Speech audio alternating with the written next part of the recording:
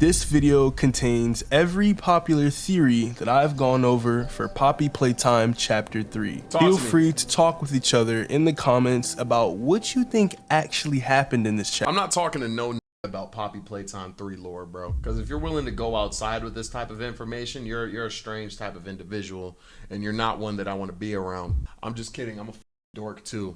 And if you want to help out the channel in its growth, leaving the video to play in the background while you do some chores, homework, or while you go to sleep will be greatly appreciated. But with all that being said, enjoy every popular theory of Poppy Playtime Chapter 3. What was the hour of joy? At the end of the game, once we get Catnap. I'm glad that's getting explained, because from my understanding, all the toys like tweaked and just killed everyone in sight. But my question is like, why? Like, why the let me turn my AC on.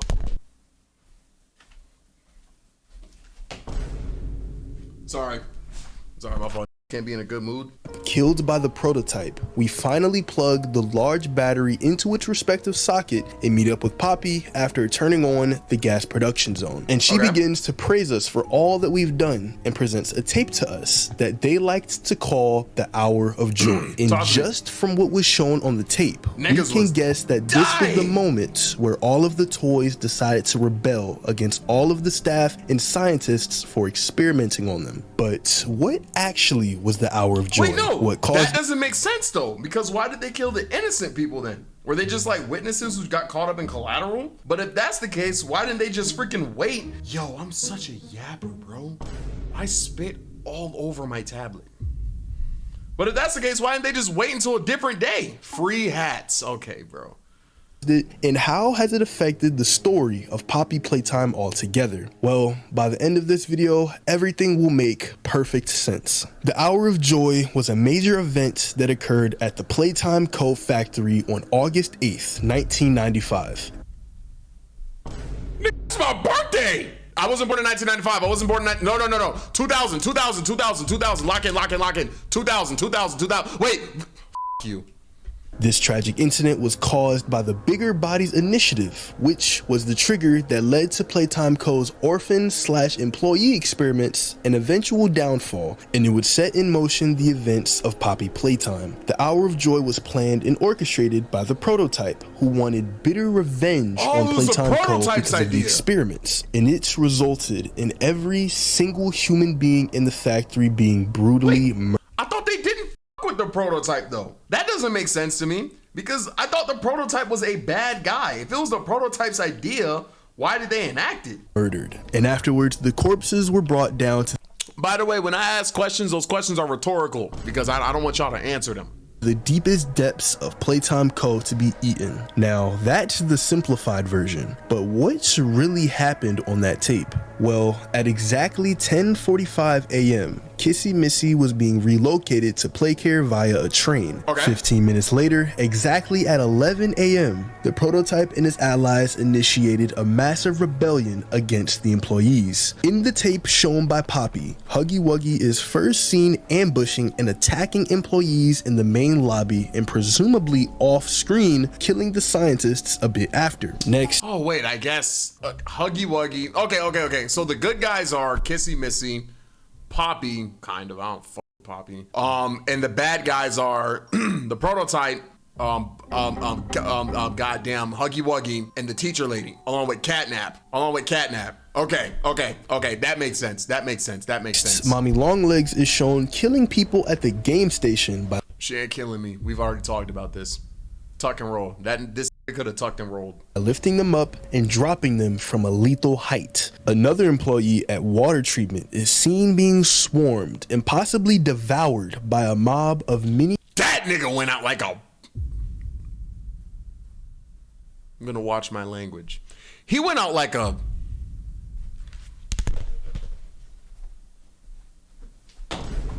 I couldn't curse, so I heel flipped. This is crazy. This is a crazy death. That's a crazy death.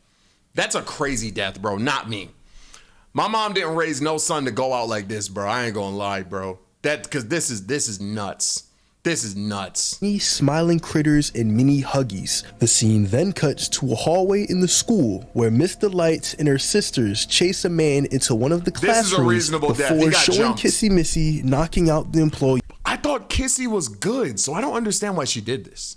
That were transporting her. Boxy Boo is then shown in a hallway tearing apart an employee before Catnap is shown in play care, seemingly looking for survivors while throwing a body onto the steps of the counselor's office. And the final part of the tape shows various locations from the first 3 chapters, including Make a Friend, the game station, play care, and the catwalk leading to Poppy's room, all filled with bodies. Although an emergency alert notice was sent out to warn the workforce, nearly everyone within the facility, both guilty and innocent, was slaughtered by the toys in the factory. And for some I don't like the way he looked, bro.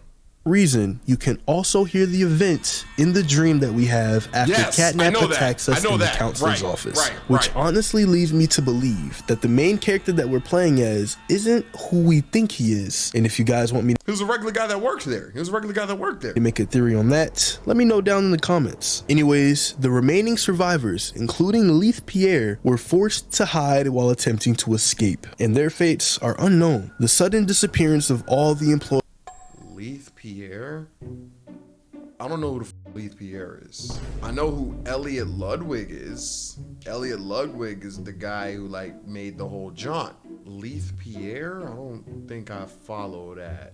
The guy from the beginning of the tapes, CEO of Playtime Co. I thought that was Elliot Ludwig. I thought Elliot Ludwig was the CEO. Yo, did you work here when this happened or were you still retired? I'm 25! Employees led to the The thing is, I can do 2 things at the same time. I can pay attention to the video and draw. I can't pay attention, draw, and look at the chat. But I am occasionally glancing though.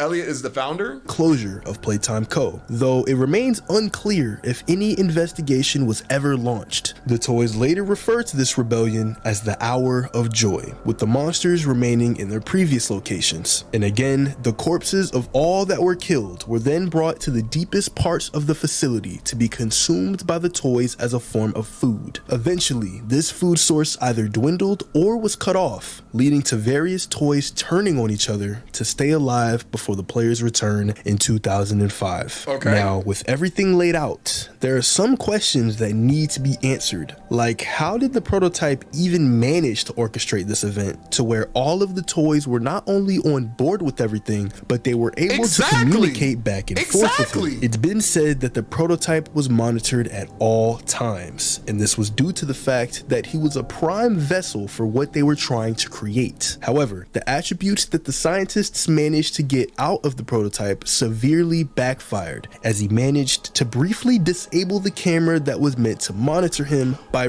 I remember this tape. repurposing the parts of the alarm clock in his room. And once the camera was turned back on, they noticed that the room he absolutely did the employee in the worst way. He was in the cut like, he said a laser on the jump. Oh, Glizzy's laying on his stomach. Okay, I don't want to do the bit anymore. I don't want to. You little freaking goblin. All right, my fault. I was gonna hide behind the door and then jump at the camera, but then that would have scared him, and I don't want to. He's overly chilling. Was supposedly empty, and after one of the scientists checked it out, it turns out that the prototype was hiding in one of the camera's blind spots. But he took this opportunity to try and run past the scientist and escape through the open door. However, a scientist outside the room managed to close the door via a remote, resulting in the prototype killing the scientist that was still in the room. But why is this information important? Well, while listening to the final log tape from chapter 1, we hear that the prototype managed to escape and go missing, and shortly after, the Hour of Joy began. Now, along with his unparalleled intelligence, the prototype also has the ability to replicate any voice that he hears. Yes, because he learned the interviewer's voice. I noticed. Okay. Prototype couldn't out battle rap me though. Okay. Hell nah.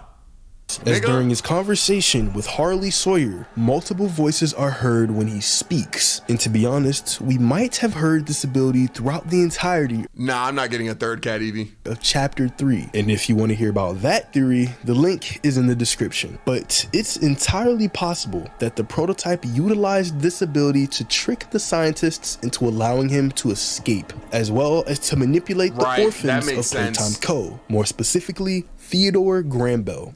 I'm gonna keep it a buck. I don't know nothing about the damn orphans. I don't know nothing about the orphans. Theodore Grambel was an orphan who was turned into Theo! That's Catnap. That's Catnap. Catnap due to his connections with the prototype. And again, if you guys want me to make a theory on Catnap's origin story, let me know down in the comments. But this connection that Theodore had must have been after the prototype escaped, as Theodore drew a picture of what seemed to be the prototype under his bed. So, with that being said, it's possible that the prototype was able to sneakily navigate through Playcare and let the toys know of his plans, with some being on board and some not. However, it seemed like all of the toys were at least on board with the killing of the employees, but further plans were a bit different in terms of their willingness to play along with them. And Kissy Missy is a perfect example, as you can see her breaking out of her restraints and attacking the scientists. However, it's unclear if her attack actually killed the scientists, as it's possible that another toy came by to finish the job. And this would honestly make sense if you think about how Kissy Missy is regarding her personality and caring nature. She's willing to attack the scientists to stop them from experimenting on her, but nothing more. And this is probably why she's seen as an ally throughout Chapter 2 and 3. You can even put Dog Day in this category, even though we don't really see him in the Hour of Joy. I don't know nothing, but yeah, he wasn't even in the Hour of Joy.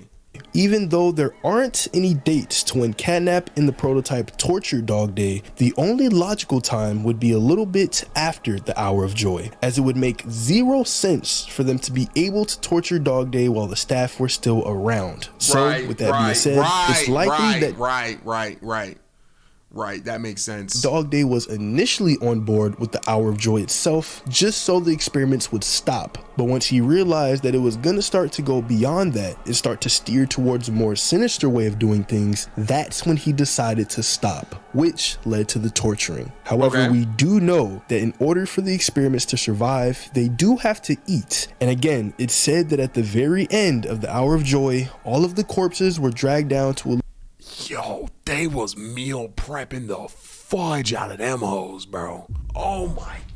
They was hitting their macros crazy. Fingers for breakfast, pancreas for dinner, and left toenail for lunch. Oh, I messed up the order, but like, yo, they had boxes on boxes. They was definitely eating 200 grams of human meat, right? That's what I'm saying. Location where they would never be found to be eaten. And keep in mind, that all happened 10 years before we came back to Playtime Co. So the toys that are still alive must be starving at this point. And the only way they would have been able to survive is by eating each other. This is probably why we see so many dead toys throughout the factory. And the ones who did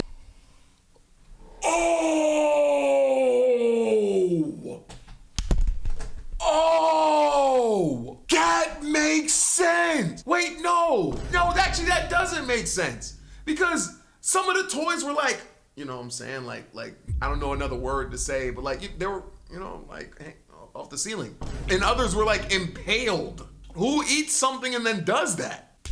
I don't. It's not. Oh no.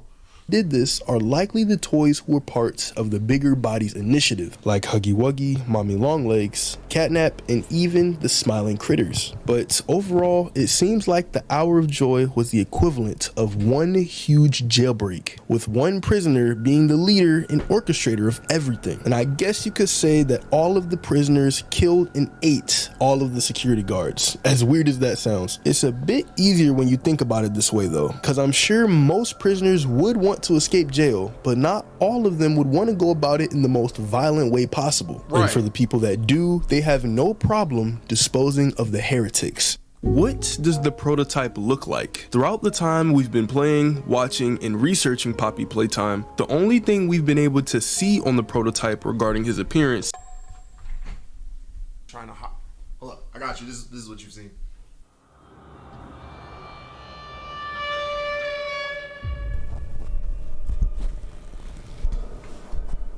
You feel me? You feel me? You feel me? And scene. I'll be here all night. I'll be here all night.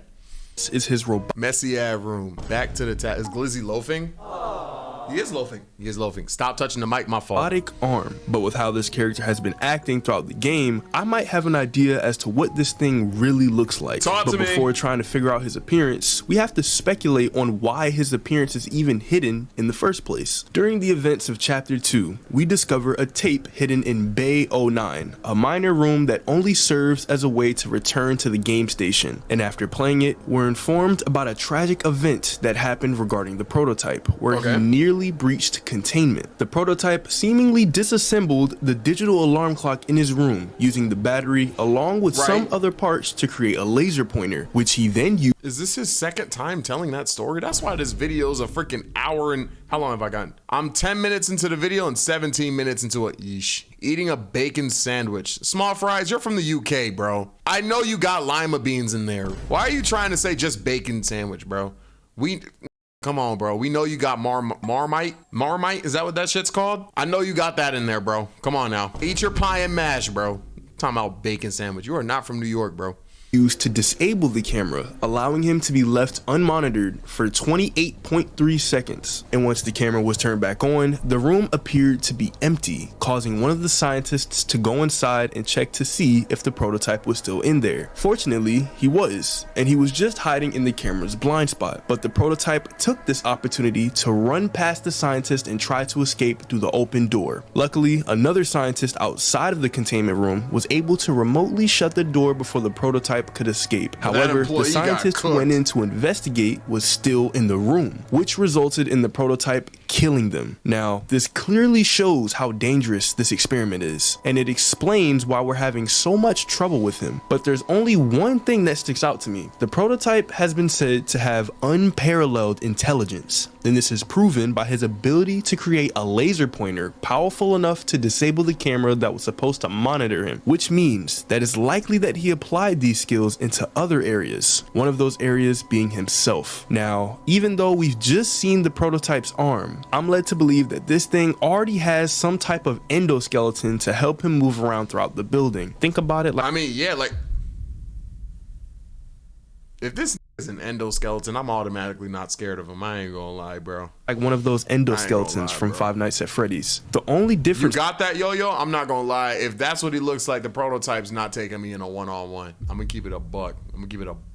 However, is that his body doesn't allow him to enact on whatever grand scheme he has, which is why the other toys do it for him. Now, with all of the events going on in all 3 chapters, we know that not every toy is on the prototype side, but the ones who aren't can still be aggressive and have killing intent. Take Mommy Longlegs, for example. It seems like Mommy Longlegs was genuinely scared of the prototype, as when she—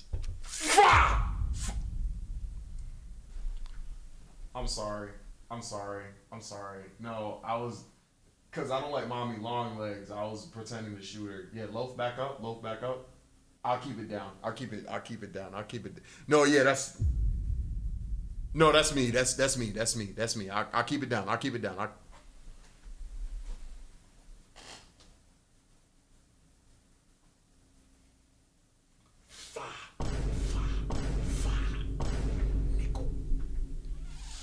This ugly ass spider, nickel. Go be part of the prototype, dickhead. She's being dragged into the grinder. She yells out, "He'll make me part of him," implying that she understood the prototype's goal in building himself up. Now, in one of my previous videos, I said that Mommy Longlegs said, "You'll make me part of him." But after seeing what you guys had to say, I was clearly wrong. But this basically confirms that whatever the prototype looked like before the death of Mommy Longlegs has definitely changed. But we don't know if he took parts of Huggy Wuggy, let alone even found him, as when we ended up killing him, he fell way down into the— I actually kind of like Huggy Wuggy though. I ain't gonna lie. I like Huggy Wuggy. He grew on me. I think he's kind of cute. I like, part of me when I move, part of me wants to get a Huggy Wuggy plushie just to like put like in the crib when I get him, like when I get the crib, because like I jack Huggy, bro. I think he's cute. depths of Playtime Co., and there's a chance that when he did land, parts of him became unrecognizable. However, we can bet that whenever the prototype is revealed, he'll definitely have a part of Mommy Longlegs on some part of his body. Now, this leads to the question, what would the prototype take from Mommy Longlegs? The instinctive answer would be her arms and legs. He's getting the abilities that they have too, right? I'm assuming.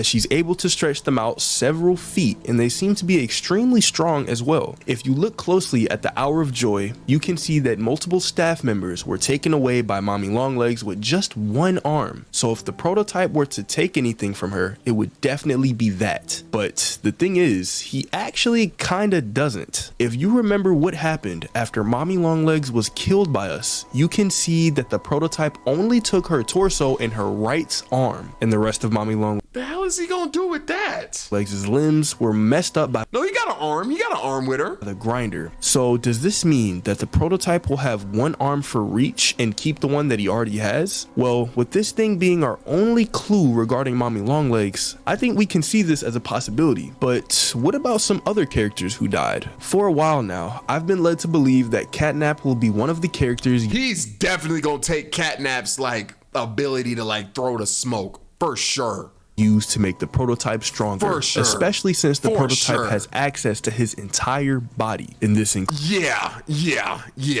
his It's good, TSCJ. respiration system, which holds the red smoke. Catnap doesn't just have some supply of red smoke inside of him. No, he literally just breathes it out regularly. And knowing that the prototype has intelligence like no other, there's a chance that he'll be able to extract that from Catnap as well and apply that into his arsenal. And if you really think about it, there's not much else that he can take from Catnap. Possibly his limbs so he can have some claws and a more agile frame, but something's telling me that there's gonna be another character that the prototype will take parts from. Now, could it be possible that one of those characters are the Smiling Critters? To be honest, it's not likely at all. We pretty much know nothing about the Smiling Critters' abilities after the Bigger Bodies initiative, and judging by how fast they died, the prototype might not even see them as worth using. Plus, it's highly implied that Picky Piggy was the one who ate all of the Smiling Critters. I didn't get that lore drop. When the f did we release that information? So even if the prototype wanted to use them, he just couldn't. But wait a minute, Dog Day's legs were cut off as a form of torture for telling everyone to escape Playcare in Playtime Co. Oh my god, how did you get that information? Could he also be an addition to the prototype? I think this is also a no, simply because the reason Dog Day's legs were cut off in the first place was to torture him. But then again, when we meet Dog Day in the jail cell, his legs are nowhere to be found. So they could have possibly been stored someplace else, or they just got eaten by Catnap and the mini Smiling Critters. Wait. See, this guy's doing a great job. Great work, bro. Great work, bro. Poppy Theory, you're doing your thing. This is why game theory is a GOAT though. Cause when he says something, he sources it. When the f did we learn that? I know I'm being stupid. I know I'm being dumb. Trust. Maybe it was obvious. I know I'm being dumb. But when the f did we learn that they cut his legs off because he told them to escape? When did we learn that? I don't remember learning that. I'm stupid. You probably it's probably obvious. Type shit. That one kid with the freaking 1,000 bits. Yo, the prototype is going to take your forehead and nose. Could have said biceps, chest muscles, drawing ability, hair. For sure, bro. It's very implied. Okay. I'm gonna assume that then. In the end of chapter 3, we hear Kissy Missy being attacked. And if you guys want me to make a theory on who did it, let me know down in the comments. You need to be cautious. There's something. That shit makes me feel bad. What you doing? No! But if we were to assume that the person attacking Kissy Missy was the prototype, then this could actually make sense due to one thing. Just earlier, I mentioned how when Huggy Wuggy died, he fell deep into Playtime Co. And it's likely that his remains weren't found. It's possible that Huggy Wuggy dying this way wasn't a part of the prototype's plan, and he wanted to at least extract something from him to make himself stronger. So he got it from Kissy Missy instead. is pretty much an exact copy of Huggy Wuggy, the only difference being her her color and more caring nature. Now, yes, this is a possibility, but if this were to happen, what would the prototype even take from Kissy Missy? Well, the only useful I'm thinking teeth and like size thing that the prototype can take is her mouth, as it has dozens of jagged needle-like teeth, and it could serve as an effective weapon for if he needs to kill anyone else. Another character that we can put on this list is Mr. Light. Photoshop? But Yes. to be honest, there aren't really any redeeming parts on her that the prototype will see as useful. Even her weapon can be seen as useless, as the prototype already has a claw capable of killing the other toys with ease. Plus, it's literally just a bunch of sharpened colored pencils all attached to all that shit did was barely break a battery. Get this sorry ass villain up out of here, man. some random brain. We can also take Bunzo Bunny off the list because one, he has nothing Get these fodder ass niggas up out of here, man. Happy birthday, Lexi Star. I didn't know it was your birthday. going for him. And two, he was killed by Mommy Longlegs. And after being killed, When the f was he killed by Mommy Longlegs? Wait, see, like, what are we talking about? When did she kill him? he has nothing going for him. And two, he was killed by Mommy Longlegs. And after being killed, his body is nowhere to be found. So, When the f did she kill him? What? What are we talking about? Did you not hear when he was dying? When was he dying? Is that rhetorical? Okay, answer that question. Yeah, answer that question. When the hell? When the hell? In the vents you heard? When you went through the vents? Hold up. Let me see. Mommy Longlegs kills Bunzo. Okay. I don't remember that. Hold on. Mommy Longlegs kills Bunzo the Bunny? After completing musical memory, did you notice Bunzo the Bunny hanging in the webs in the game station? He wasn't there before. But if you dig into the game's assets... Oh, wow. I didn't know that was her mans. you can find an audio file titled Mommy Kills Bunzo. It plays in the vent area after you finish musical memory.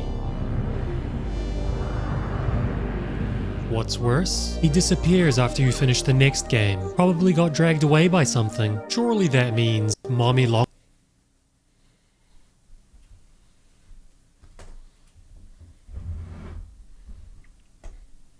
Hey guys, you can call Mommy Longlegs Jamaican the way they go for bunnies. Because white women.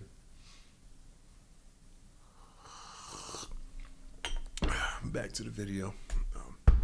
Shout out any of my Jamaican viewers, bro. Shout out my Jamaican viewers, bro. Table. It's time to speculate on how the prototype actually looks following the events of chapter 3. And the main thing that we're going to be using to help us is Catnap's shrine. Before entering into the playhouse, we can see Catnap praying to this weird amalgamation of toys. And after finally getting back to the center of Playcare, Ollie lets us know that Catnap made it for the prototype. But there's something that Ollie said that stuck out to me. Have a listen. If you thought that was terrifying, just wait until you see the real thing. Does this mean that Catnap and Ollie has seen the prototype? Ollie saying this basically means that Catnap was trying his best to make a statue of the prototype, and the statue that he made pales in comparison to how freaky the prototype's actual appearance is. So if we Wait, that's the this is the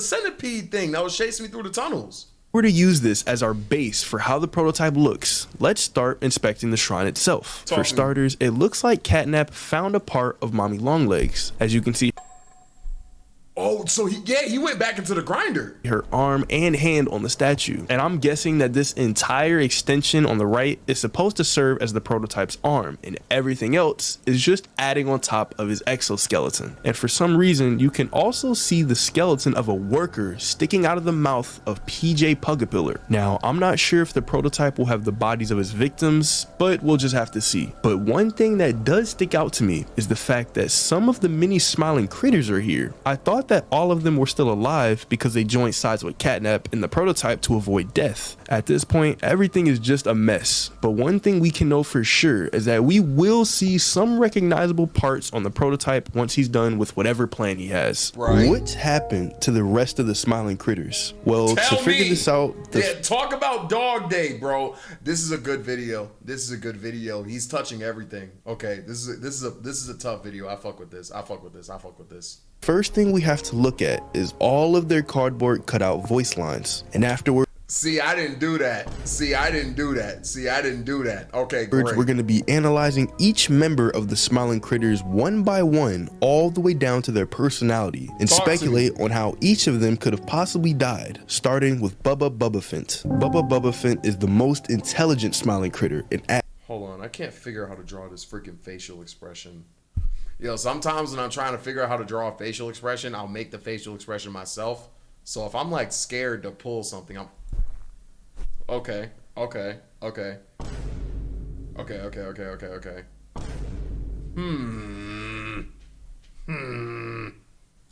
acts as the brain of the gang, and this is even shown in the smiling critters intro as he removed because elephants are smart. Crafty Corn's painting to show a complex math equation, and his identity as a genius is based off the real fact that elephants have extremely good memory. His voice lines are also the most tame out of all of them, if you exclude the screaming, of course. I remember you. That shit is not tame. What's weird about Bubbaphant's voice lines specifically is that when he's screaming, he's also laughing at the same time. Please play it. Bubba Bubbaphant. Hey, I remember you. An elephant always remembers. Want to know what I Oh, this is gonna be so creepy. remember about you?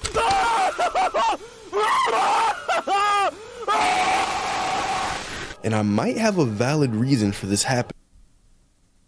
Fuck it though, it's your life. However, before looking into that, we have to take a look at one of his normal voice lines, which could be taken multiple ways. Want to know what I remember about you? When Bubbaphant says this, it could mean two things. I thought it was just an ode to the freaking elephant's memory.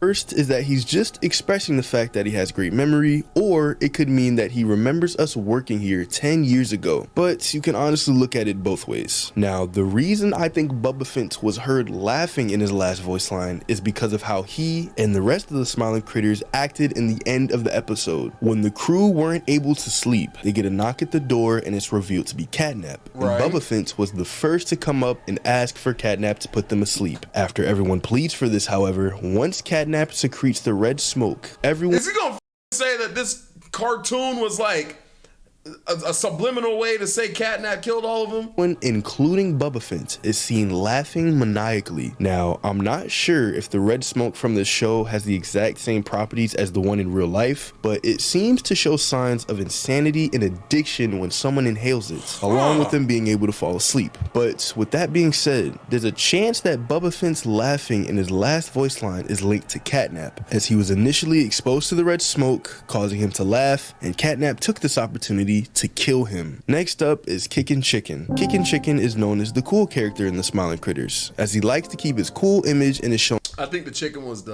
I think I threatened to eat him multiple times. FITIYL. Official Danny, that was funny. on surfing in the intro. He's very determined and doesn't give up easily, even in tough situations. However, Kickin' Chicken can get scared like the other 6 characters in the show, which is not only seen in the show, but it's also heard in his voice lines. Okay. When I play Poppy 4, I'm gonna press these because I didn't realize I missed that much lore. My fault. They first include him asking to go outside and hang out, but after this, he says that he's never been outside before, and he asks for us to come with him, admitting that he's scared to go alone. Trying to keep his image, however, he says that he'll step out first, and soon after, you can hear him screaming. Hey, I'm Kickin' Chicken. Want to go outside and hang out? It's looking pretty bad outside. I've never been outside before. Will you come with me? I'm scared. Here, follow me. I'll step out first. Ah! See, that would have scared the fuck. Yo, bro, this is so used to me. He didn't budge not one time. Never mind. I'm not pressing these buttons. That shit would have scared me, bro. That shit would have scared the fuck out of me.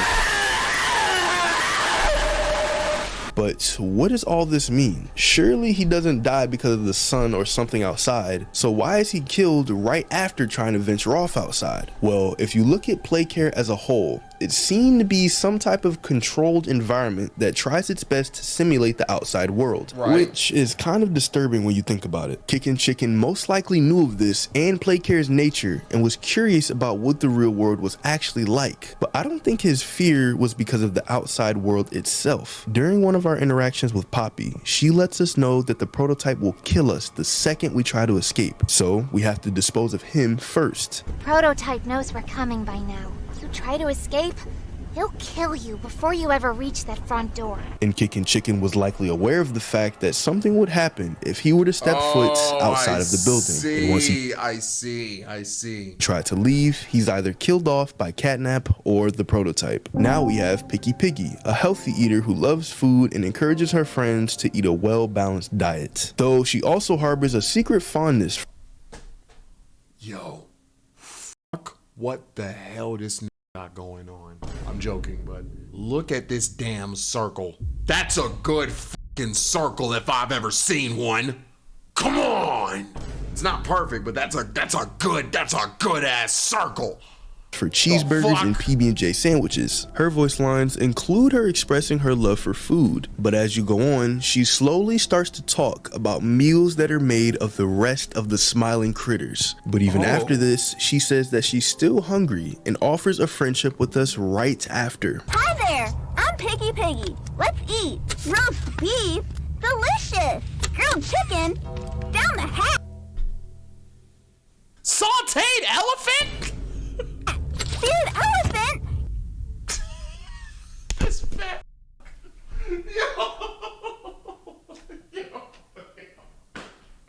Yo, bro. Say, twin, they out here eating elephants, bro. They out here eating elephants, bro. Glizzy, he slow blinked. That was the cute. That was cute as fuck. Elephants, bro. Elephants, bro. Yo-Yo's gonna start salivating. Okay, bro. All right, bro. They added you, Yo-Yo. All right, bro. Yum! Slayed unicorn. Mmm. Still hungry.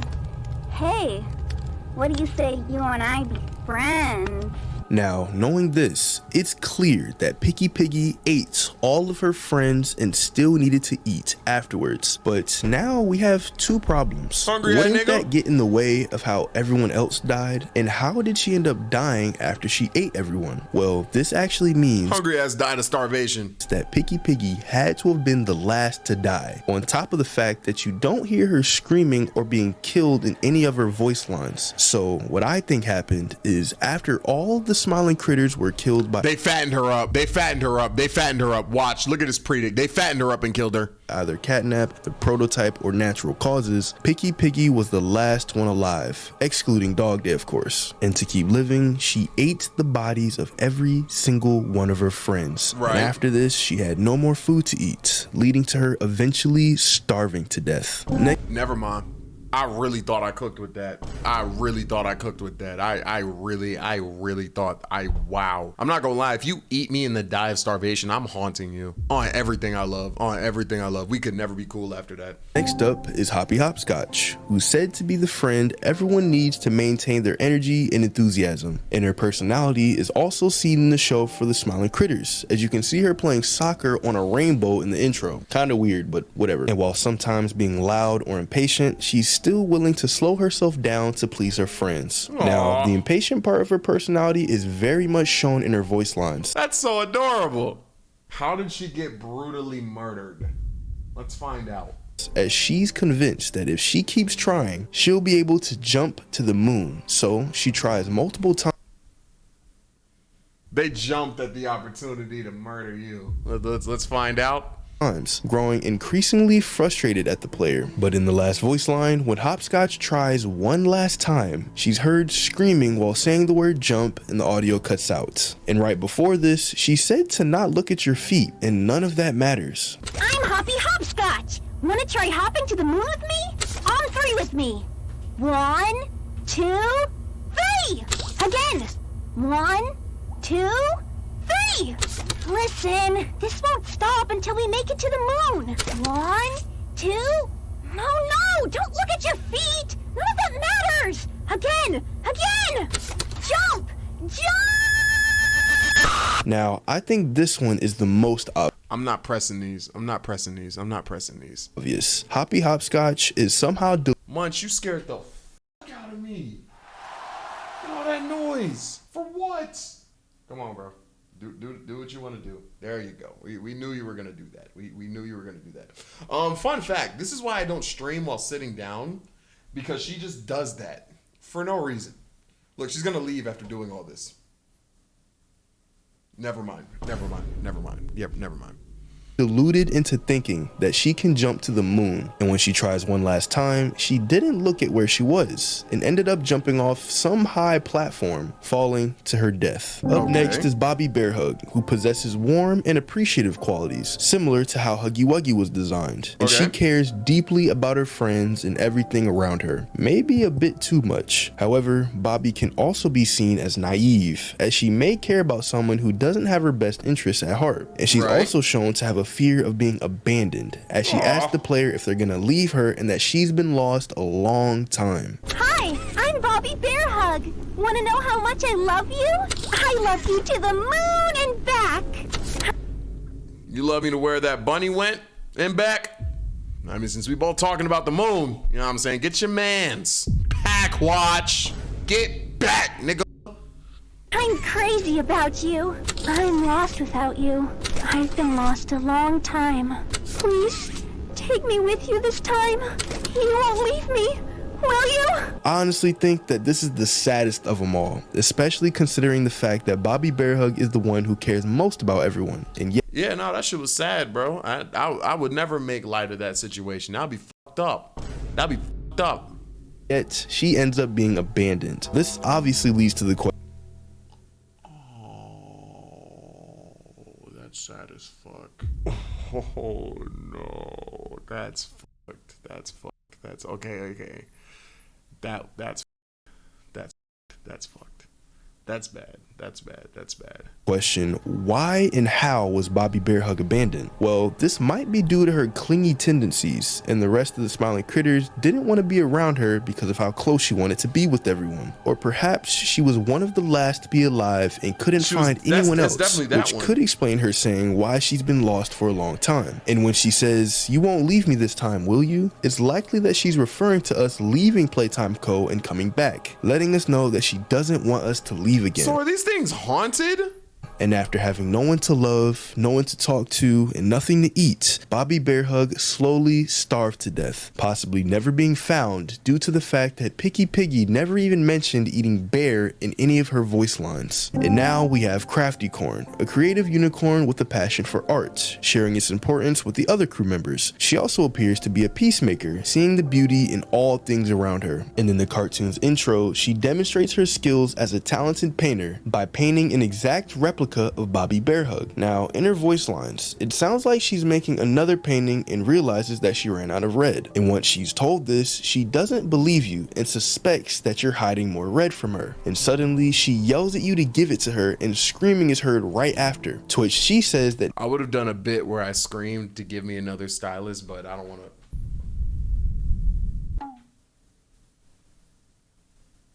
Never mind. Okay, right. now it's much better. Hi, I'm Crafty Corn. Can you help me with my painting? Thanks. Now, can you give me some red? More red, please. Out? But I'm just kidding. I don't talk like that. we can't be out. You're hiding more red from me. I know you are. Give it here!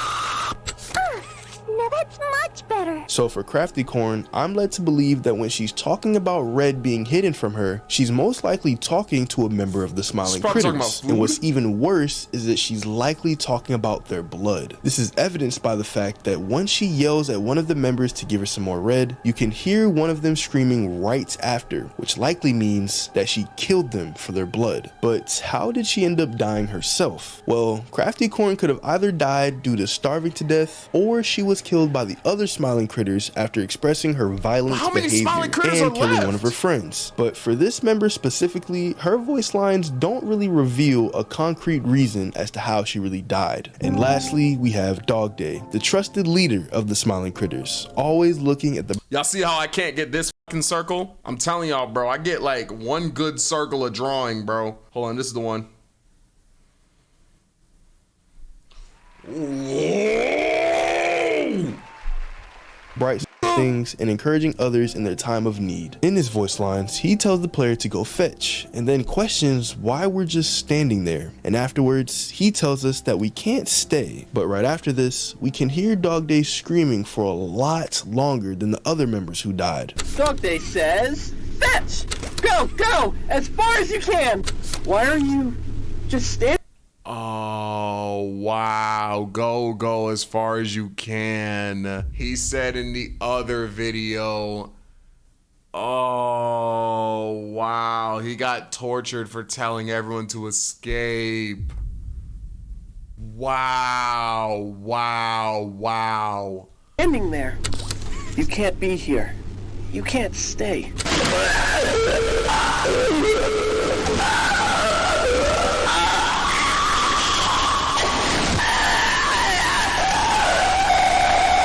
Now this one is Fuck.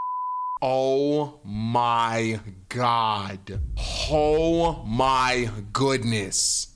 That is so bad. honestly the most disturbing, because we somewhat already know what happened to Dog Day. In his first voice line, when he tells us to go fetch, that's referencing his want for us to leave Playtime Co., and he questions why we're still here. And when he tells us that we can't stay and that we shouldn't be here, he's indirectly revealing the truth of Playtime Co. and showing that he doesn't agree with its beliefs, more specifically the prototypes. And so Catnap and the prototype torture Dog Day for encouraging the others to escape, as that's what they do to heretics. This likely explains why the screaming lasted so agonizingly long, and you can actually hear the moment where Dog Day's legs are cut off and fall to the ground.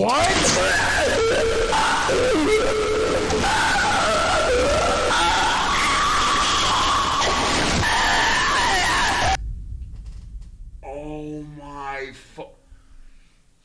Yo, bro. Yo, we have reached the land of no return. The lore videos used to be, look at this thing behind the door. That means someone made this in 1963. A dog got cut in half. Oh my God, bro. This makes Dog Day's death all the more horrific, especially considering that everything he was saying in the cardboard cutout was pretty much the exact same thing he was telling us in person. Could Ollie be the prototype? Throughout our time in Playcare, we've been guided by Ollie to help take down Catnap and the prototype. Okay, for the YouTube viewer, I watched a Poppy's Playtime 3 video earlier. It was a game theory video, but I didn't think it was that good. So that's why we're watching this one. And in that video, they touch on the possibility of Ollie being the prototype. That's why I don't sound surprised. So I just want to make that be known. Come to the Twitch and you'll see everything, you feel me? He's given us keys to each building, knows the location of the generators, sometimes even the toys, knows about how Catnap became the monster he is today, including the shrine that he made for the prototype, despite it being in a cave, likely with 0 cameras around. And to top it all off, we haven't even seen this kid. But here's the thing, not once did Ollie introduce himself as an orphan of Playtime Co., or even a kid for that matter. So I still don't know what the fucking deal. I didn't finish the Ollie video, by the way. I don't know what the deal is with Ollie, bro. So the only thing we can go off of is his voice. But even then, there are some things about his voice that sticks out to me, along with some other things. But with all of this mystery shrouded around this child, is it possible? This guy's good. Hold up. Good shit, bro. This is tough.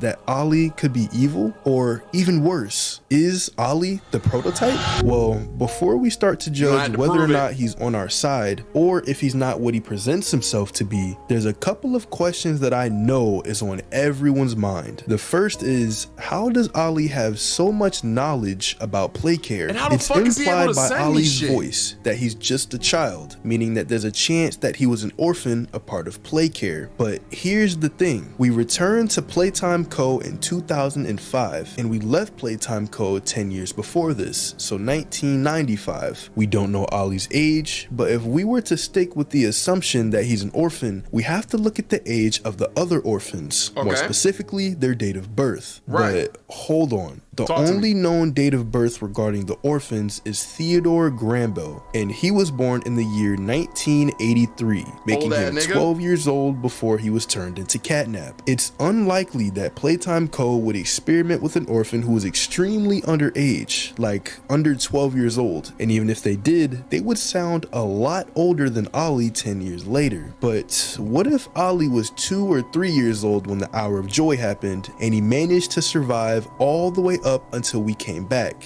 making him 12 to 13 years old? That is pretty much impossible. There is no way that Ollie made it this far by himself and managed is Ollie Thorfinn? Yeah, fuck to learn almost everything there is to know about Playcare during that whole time frame. All of the experiments have been starving at this time, and it's very likely that Ollie has been too. So for us to figure out how Ollie has so much knowledge about Playcare, we might have to ditch the fact that Ollie is even a child, and maybe, just maybe, we might have to ditch the fact that But why the f would the prototype be helping us though? Ollie is even human. And this leads me to my second question that you might have also had throughout the time of interacting with Ollie. Why does he talk in such a weird way? If you listen to almost every piece of dialogue Ollie has, there's always this unnatural up pitch in his voice, almost like someone trying to mimic a child the best they can. And honestly, they're not doing a good job at it. And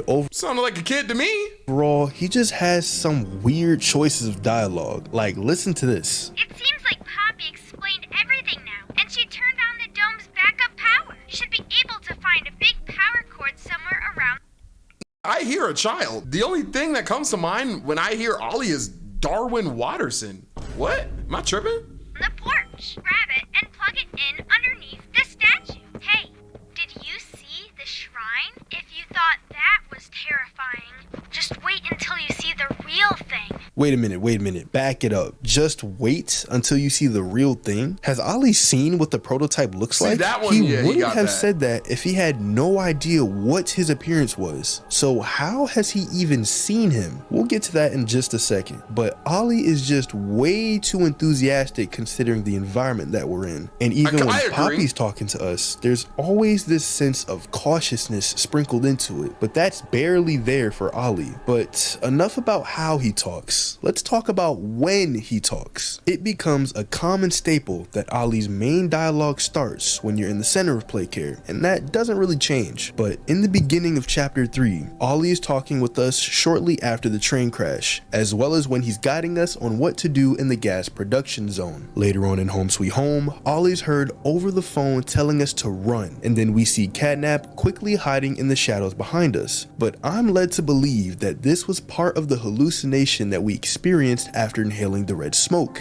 The main driving force behind me thinking this is that we never actually do run, and after this moment, we never actually encounter Catnap face to face, and we only encounter a nightmarish hallucination of Huggy Wuggy. And even after that, we wake up still inside of Home Sweet Home. And if Catnap was actually inside of Home Sweet Home, he would have killed us while we were passed out. So that makes Ollie's warning very likely to have been fake. So I'm not going to count this one as Ollie talking to us outside of the center of Playcare. That makes sense. But he does talk to us again right after we enter into the school. But before we venture off deeper into it, he lets us know that we won't be able to communicate with us on this side of the dome, and to be careful for Mr. Light before the audio abruptly cuts out. There's someone else in there too. Not your... And after dealing with Mr. Light, we end up wandering in.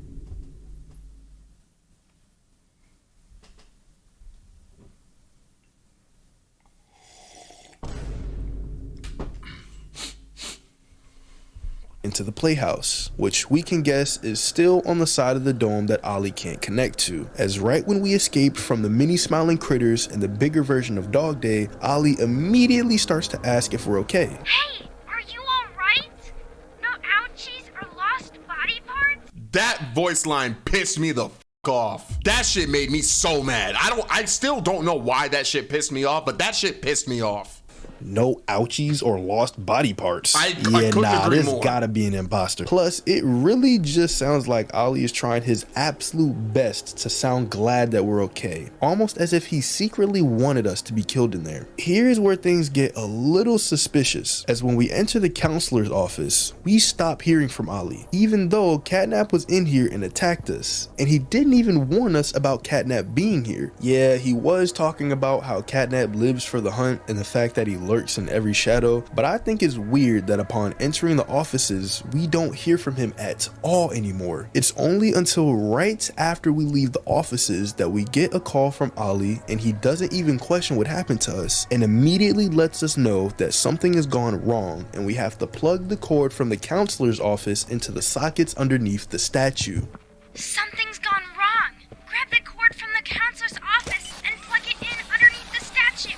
We need to reach 100%. Now, it's very likely that he didn't know we were attacked by Catnap, but it's extremely suspicious that Ollie stopped mentioning Catnap right after he started to pop up more. And I want you to remember what Ollie says after we plug in the cord, because this is very important for what happens next. Now take that huge battery to the gas production zone so we can get out of here. After this, Ollie tells us to take the large battery to the gas production zone so, and I quote, we can get out of here, which again is extremely important. But as we approach the battery socket, it insinuates that he's there with us. Catnap enters the room from a small door on the right, almost as if he were expecting us, and then we begin to run from him via an elevator. And after arriving in the safe room, we have to fend off Catnap for 5 minutes while he tries to get in. And after finally defeating him with the green hand from the grab pack, I felt like such a gamer when I beat this part, bro. I had my friend who's like grown up with video games tell me that like this part was boring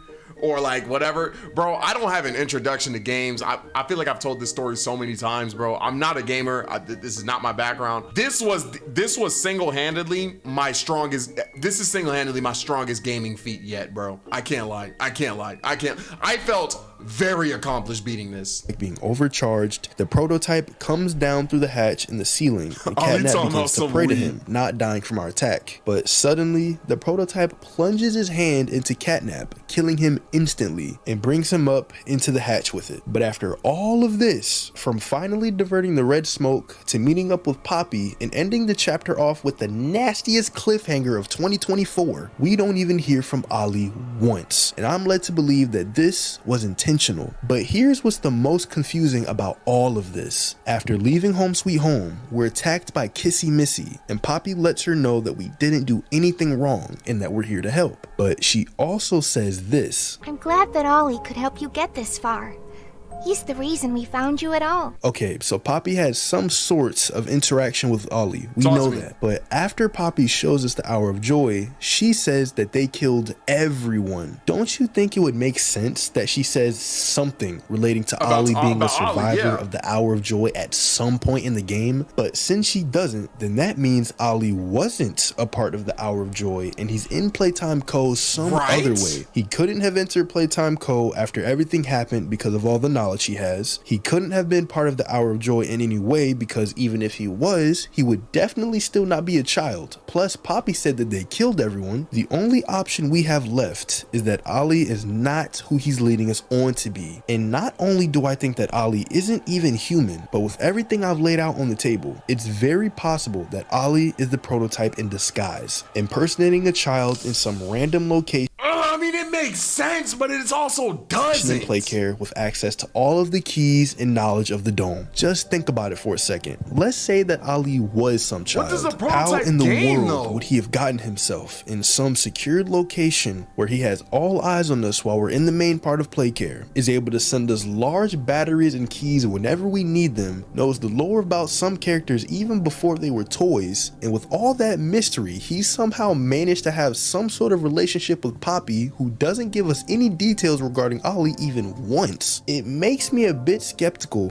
about whether or not Poppy's on our side, but more on that in the next theory. Could Poppy be evil? On the surface,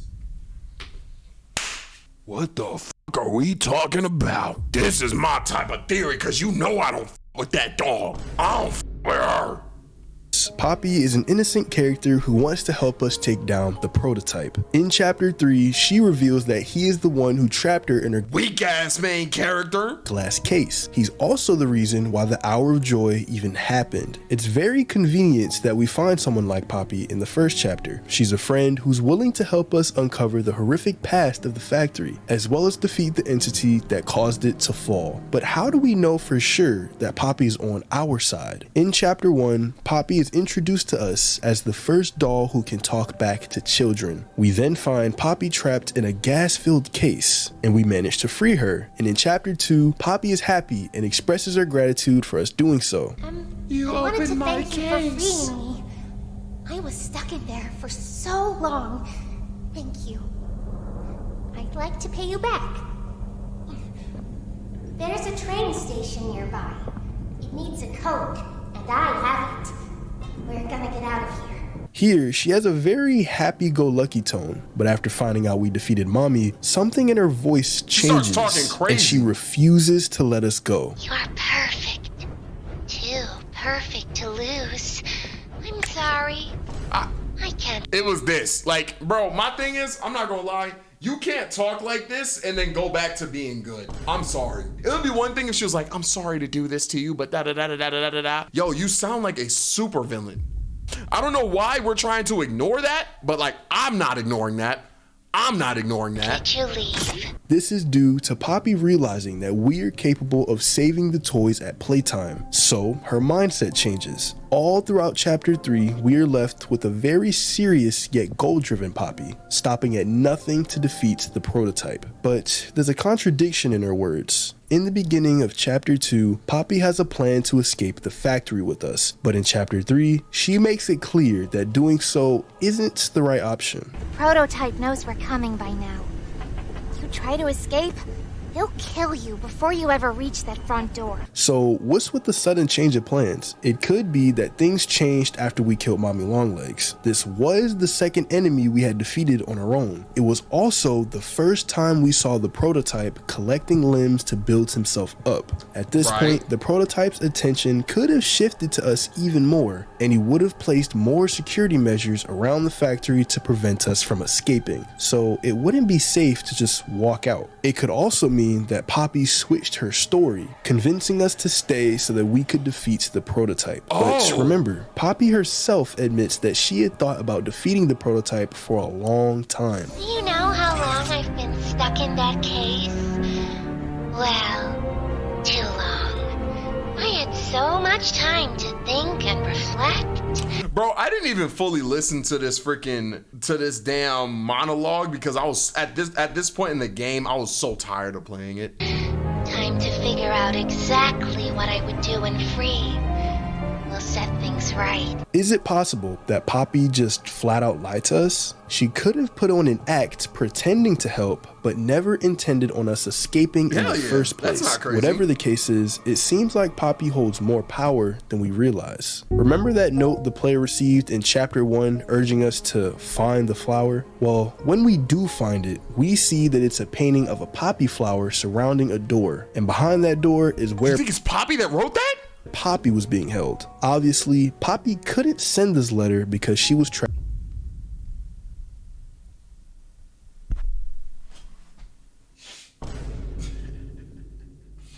Yeah, type shit. Like, yeah,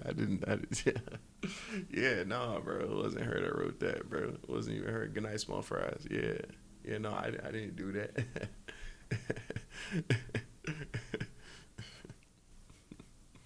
Trapped in the case all that time. So whoever did send it wanted us to find Poppy specifically and free her. It kind of makes you wonder how they even knew that we were still alive after the Hour of Joy and how they sent the letter to us specifically, but that's a theory for another video. But as for why Poppy wanted to be found, perhaps they did this because they knew that she was a mastermind with a plan to defeat the prototype from the very beginning. Hear me out. In chapter 2, when Poppy's attitude changes, her sinister tone almost sounds like a superior telling us what to do. Did you kill her? Good. I'll board the train. This freaking good boy nodded. That's crazy. We need to leave.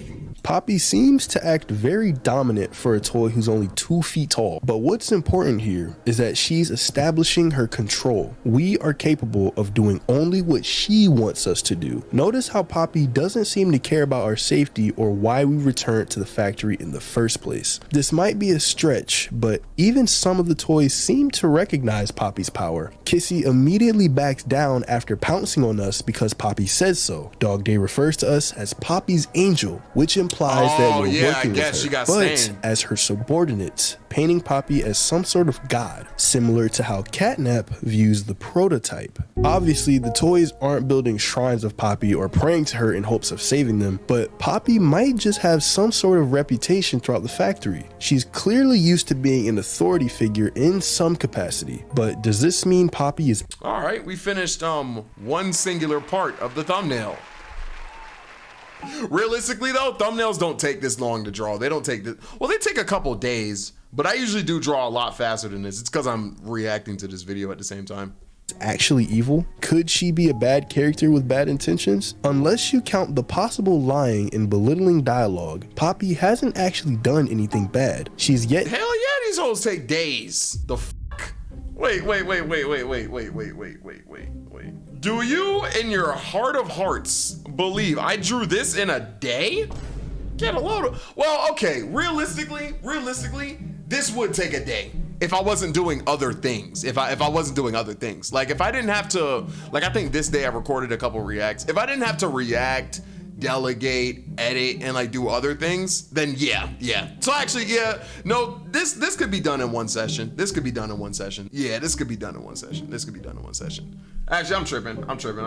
This one took a day because this one was I think, yeah, this one only took like 3 hours, I think, because like literally I did basically the same thing I did here, like drew one character. So yeah, never mind. To kill someone or cause purposeful harm that we know of, and the only person she has a vendetta against is the prototype. This is who she considers evil, someone who only cared about themselves and in turn caused a massacre. Can we really put these two characters on the same level when it comes to evilness? We could if Poppy and the prototype were working together, but there doesn't seem to be much evidence supporting that. Sure, Poppy has done things for us to distrust her, but what if it's for a good... Whoops, hold on. A few... Boom.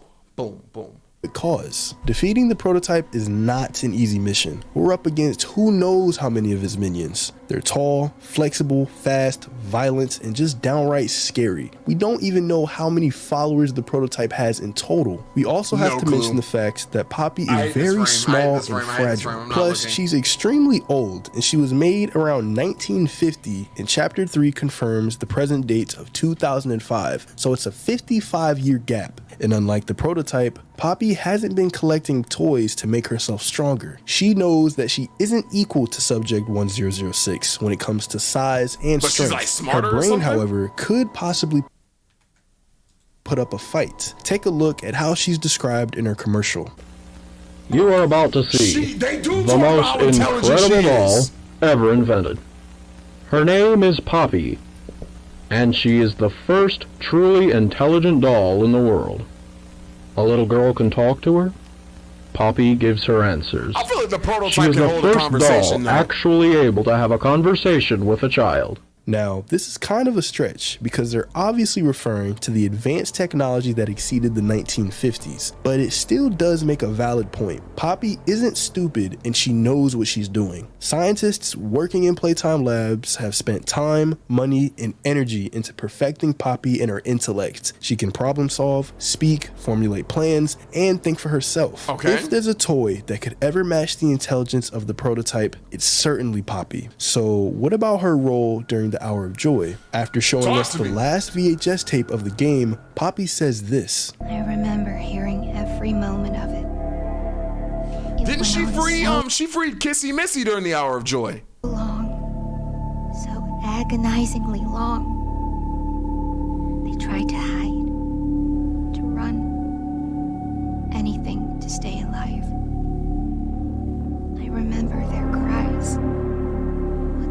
on? Why is this happening? Right? What are those things? Senseless slaughter. That's all it really was. But how could Poppy hear the screams or run If she was in that damn case. she was locked away in her case? Well, we don't know for sure when Poppy was trapped during the Hour of Joy. It could have been before or during the event. If it's the latter, then she would have had time to run or hide before being captured. Right. Because Poppy admitted that she had time to think and reflect while in her case, It was before she got put in the case. we know that she was conscious to some extent, so it's likely that she was also able to hear the chaos, especially since some workers were killed right outside of the room she was trapped in. Whatever the real story is, we still have much more Not to looking learn at this. about Poppy and her role in the factory. Whether Poppy is good or evil, we still don't know enough about her. Is Poppy truly our friend or the real antagonist of the game? Perhaps she's neither, someone who can be deceitful, but only for the greater good. How did All right. We're gonna end it there. I'm gonna finish this later. Later. All right, let's go. each other after activating Whoops. greater good? How did Poppy and Kissy Missy meet up with each other? After activating the power inside Home Sweet Home, Kissy Missy tries to kill the player until she is stopped by Poppy, Right. who lets her know that we didn't do anything wrong and that we're here Interlude 3 says, Yo, I'm on a bus. Please don't scream. Of course, I would never do that to you, bro.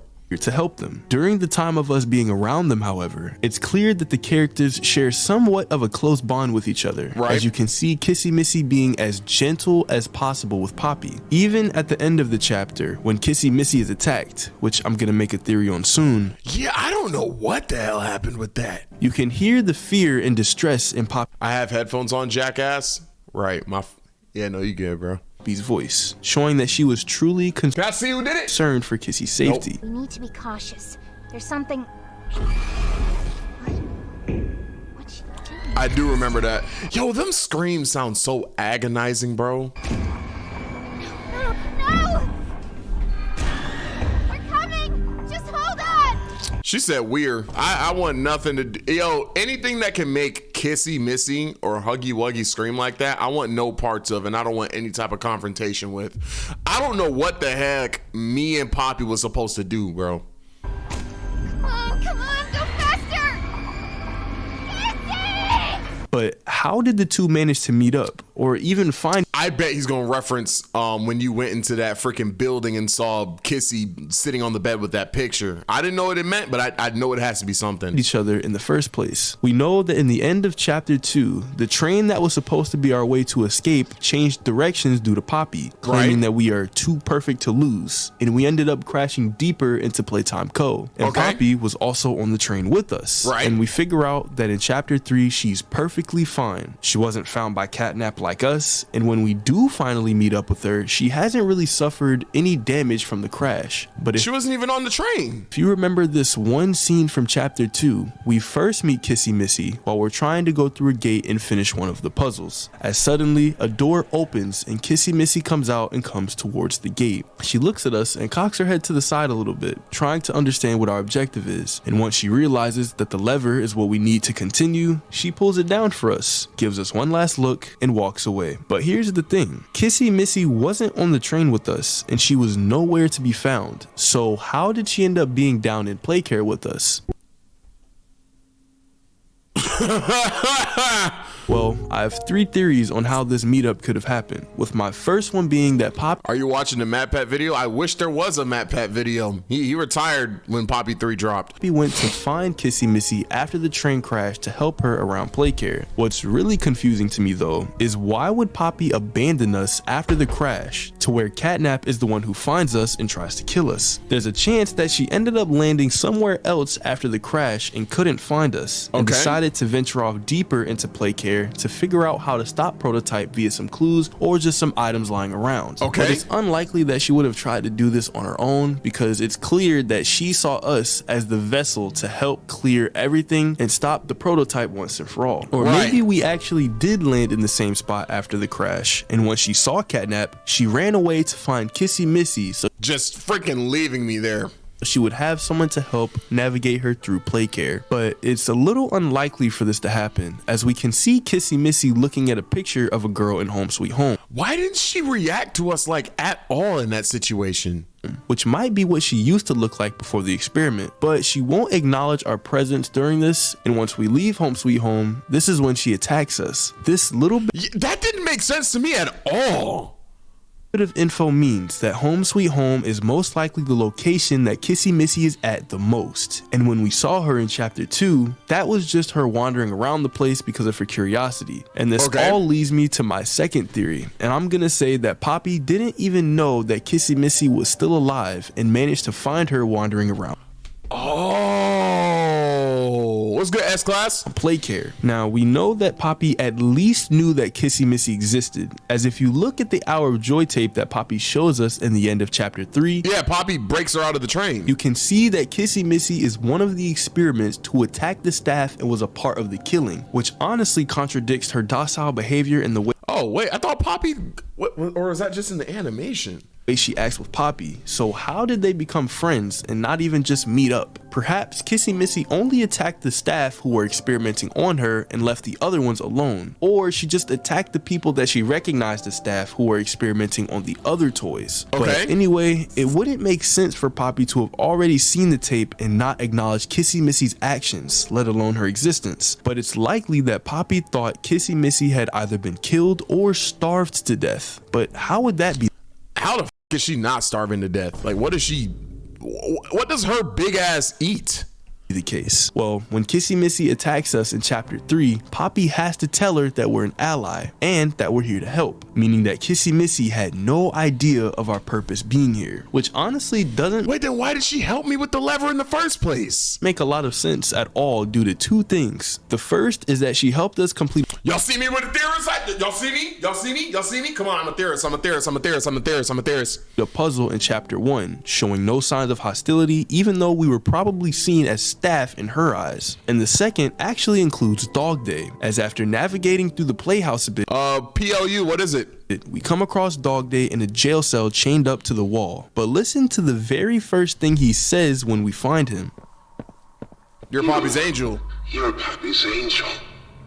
Come to save us. Okay, how does Dog Day know about our existence but Kissy Missy doesn't? Even though we encountered Kissy Missy first and Poppy is seen going around play care with her. It's not like Kissy Missy Did you already play it? Yeah, I did. Doesn't understand what Poppy tells her, and it seems like she understands English completely. So maybe Poppy just didn't tell her about us. But if that's the case, why would she leave out such a crucial detail? And how would Dog Day know about this detail before Kissy Missy? If you guys want me to make a theory just about that alone, let me know down in the comments. But I honestly think it's just weird how everything played out regarding Dog Day and Kissy Missy. Maybe Catnap told Dog Day about us after leaving him in the jail cell, but I really have no idea as of right now. But what if after the train crash, Kissy Missy was nearby and heard everything going down, and when she saw us and Poppy collapsed on the floor, she decided to take Poppy to safety, and that started their alliance. And maybe when she saw us and Poppy on the floor, she thought that we were the reason as to why the train crashed and we died due to it. So she took Poppy someplace else and they decided to wander through play care together. And we never really hear Kissy.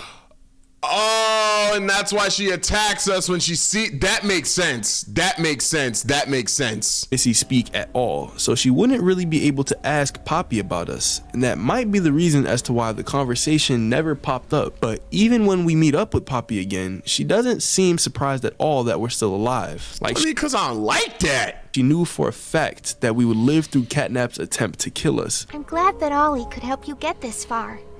He's the reason we found you at all. But that's assuming that she was around to even see that Catnap brought us over to the trash compactor. Not to mention the fact that Poppy said that Ollie was the reason they found us in the first place. So does that mean she found Kissy Missy after landing somewhere far away from us after the crash, and then found a phone with Ollie? Managed to either find Ollie in the flesh or talk to him over the phone and then find us? Because we were the one who freed her from her box all the way back in chapter 1. And not once did she mention the fact that she had already explored play care in chapter 2. I'm gonna play chapter 4 if chapter 3 does well. I'm shooting for 200k views, because if it's not that, oh my god, I need to take a break.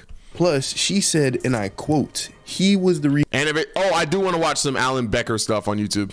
reason we found you at all. He's the reason we found you at all. So this pretty much confirms that Poppy found Kissy Missy before finding us, but everything else is just all over the place. So overall, it's unknown who went to find who. We don't know if Poppy went to find Kissy Missy because she didn't want to be alone, or Kissy Missy found Poppy because she heard the crash and wanted to make sure everything was okay. But judging by how nice they are to each other, especially with how gentle Kissy is with Poppy, it's possible that they first met all the way back in chapter 2. If we were to stick with this theory, it would make sense as to why there's a chance that Kissy Missy went to investigate the train crash. As in her mind, Poppy must have been involved with it since they weren't together. But what's also weird to me is how some toys are able to talk and some aren't. As again, we don't hear Kissy Missy. What's good, Demo Drowsy? Talk at all. And when she attacks us, we can only hear a faint growl from her voice.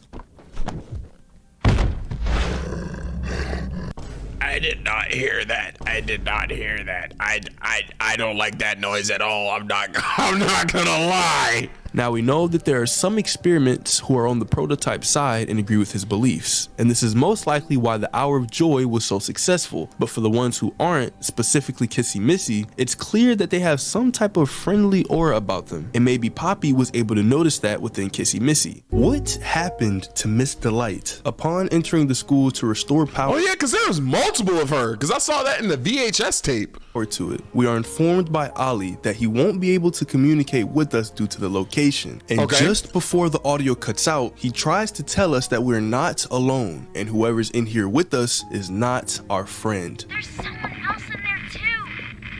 Not yours. This was single-handedly the scariest part of the game, bro. I played everything else. I couldn't do this. I couldn't do this part. I couldn't. I couldn't for the life of me, bro. And as we're wandering through the halls of the school, we begin to hear a voice on the intercom, which we learn is— I don't care. I said this in my gameplay, bro. I'm not saying the character themselves is attractive. Miss Delight got a crazy voice, bro. I ain't gonna cap. I'm gonna stand on it. I'm standing on it. The voice. So, yo, bro, I don't think I'm tripping. I really don't think I'm tripping. I really don't think I'm not just the voice. Okay, you lost me. I was with you. You lost me. Not just the voice is crazy, but Miss Delight. But she seems to be talking as if there are students still inside of the school. Show me some. This is Miss Delight speaking. Please excuse the interruption. Not this part. It's when she's talking about screams and stuff. Students, remain in your seat until the bell has rung. And this is a bad example. no going in the halls without a hall pass. However, after navigating through the school a bit more, the intercom comes on again and it's Miss Delight, claiming that she recognizes— I didn't notice Miss Delight was a weeping angel and died. That has to be freaking terrifying. us, saying that we used to work here and she questions how we're still alive. Wait, I recognize you. Yes, I remember. You used to work here. How are you? Alive. This part, when her voice changes right here. But then we hear— damn it! Miss Delight supposedly talking to someone else in the background named Barb. But later, we find out that this isn't a person at all, and it's actually just the mace that she uses as her weapon. See, this is what I'm talking about. I never learned that information. I'm learning that right now, currently, for the first time ever. You are not Thor. Your weapon does not have a name. You are not wielding Mjolnir. What are you talking about, Barb? What? Miss Delight then warns us that we shouldn't be here looking for our coworker. Context clues? I would have never found that. I promise you. See, my problem is, right? When I play horror games, I'm spending too much time scared, terrified, petrified, crying. I'm not picking up no lore. I'm not looking for no VHS tape. And that's why we're watching an hour and a half of lore after I beat chapter 3. Because I was not going to get that during the gameplay. No cap. And Catnap wouldn't be too Andrea with the Andrea Water Nymph. Thank you for the 100 bits. Pleased of that. Barb? Oh. Barb says you're looking for your co-workers. Catnap wouldn't like that you're here. You should leave. But after venturing through the school a bit more, Miss Delight grows increasingly agitated at the fact that we are still wandering around. And it's when she get mad where she sound fine, bro. I'm telling you, hold up. Hints at the fact that she'll be around to dispose of us herself. Not a good listener, are you? You're not like the other humans. It was this one. It was this line. That way. I wonder if your screams will sound like theirs too. I don't know. That tickled like the back of my brain. I don't know. Maybe I'm tripping. I look forward to finding out. What you trying to find out? Okay, that's my last one. I'm done. I'm gonna get back to the lore. And later, she want me. She want me. When the player powers on the generator, the door bursts open and Miss Delight walks into the room, breaks the generator with her weapon, sending the battery flying across the room. And with the generator now destroyed, the halls are back to having no lights on. But at some point in the game, we learn that Miss Delight is one of the only remaining teachers who was abandoned by her co-workers due to their constant need of flesh to feast upon. And she convinces herself that if she is stared at, she'll be depicted dead, which is a tactic utilized. That's why she's a weeping angel?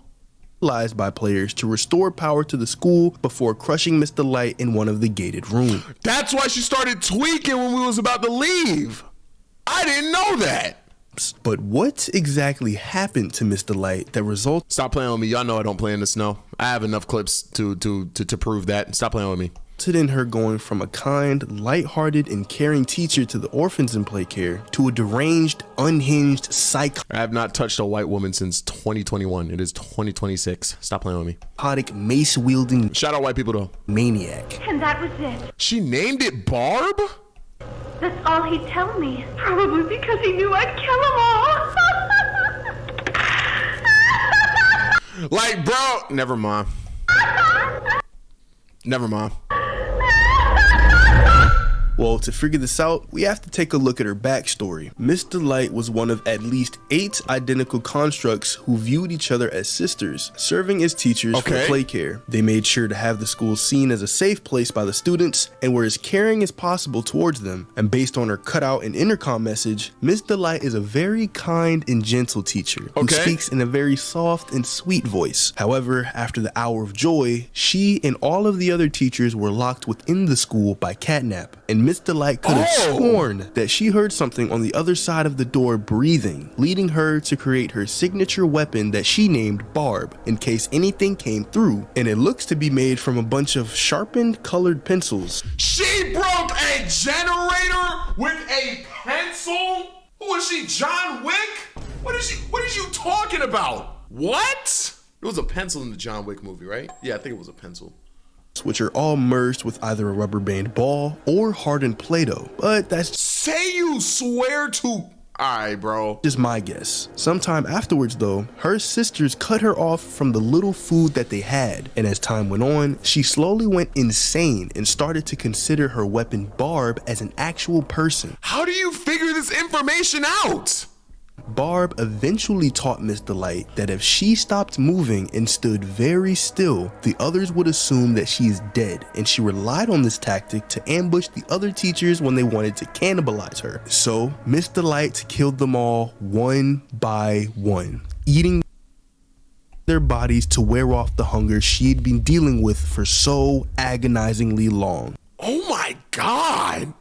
Sometime later, she found the door unlocked and discovered Catnap, who she guessed was the one who locked the door in the first place. The two then formed some sort of truce afterward, sharing the same views regarding the prototype and his plans to save everyone. Now, although it is never stated, it's implied that the reason Catnap doesn't go into the school is likely due to how disturbed he is by Miss Delight's unhinged nature, as she can go from this sweet sounding teacher to a bloodthirsty maniac. Now, I know everyone is wondering the same thing about her appearance. What happened to her face? Yeah, please. She strikes me as a what's the word? Voracious, as a voracious eater. Like she eats like when she was eating like her sisters or whatever. She wasn't like.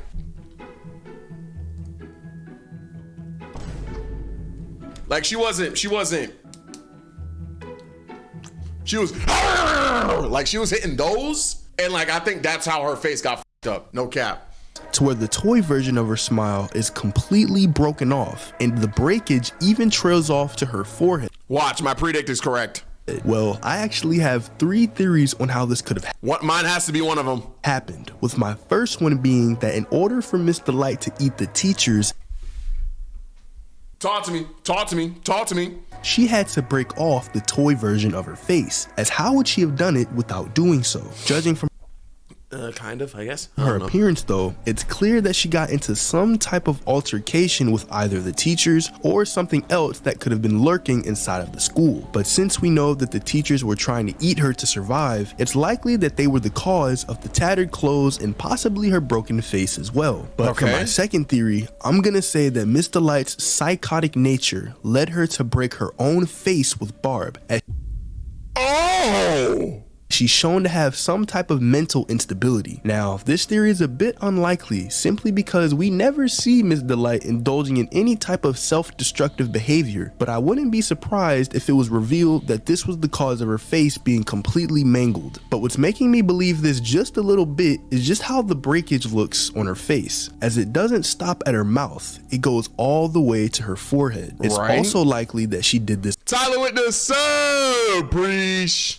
without Barb. Legal type. All right, bro. And she either did it with her hands or something more precise, as if you look at her smile, the edges on where the smile ends look a bit too symmetrical to be some type of weapon smashing against her face. Now, even though the first theory is probably the most likely to have happened, my third theory is that someone else broke it off, and that's what led to her violent and destructive behavior. This Who the heck could have broken that off though? also loops back to the other teachers, as when they were attempting to cannibalize Miss Delight, they probably had a weapon of their own and broke a large portion of her face, or they managed to rip it off, and Miss Delight managed to escape from their grasp. But one thing that would 100% confirm this theory is if we were able to look at the mangled version of the other teachers, because if all of them had their faces broken off, then we would know for a fact that the reason they were doing that is so they can actually eat. This is also a very unique attribute, because all of the other characters have their mouths on the outer layer of their face, and it's not hidden anywhere. Now, if you look at Braun, you might be able Who the fudge is this? I keep seeing this guy too. I don't know who this is. to put him in the same group as Miss Delight, but we don't have enough info on him to really confirm this. But Huggy Wuggy, Mommy Longlegs, Catnap, Bunzo Bunny, PJ Pugapillar, and the Smiling Critters don't have to have any part of their face broken to reveal what they actually need to eat. Now, earlier in the video, I mentioned how Miss Delight convinced herself that if she doesn't move at all, then everyone else will perceive her as dead. But what compelled her to do this? Well, if you explore the school, there are cardboard cutouts of her character, the same with all of the other characters within Playtime Co. But I'm led to believe that Miss Delight saw that all of the students would walk by this cutout as if it didn't even exist.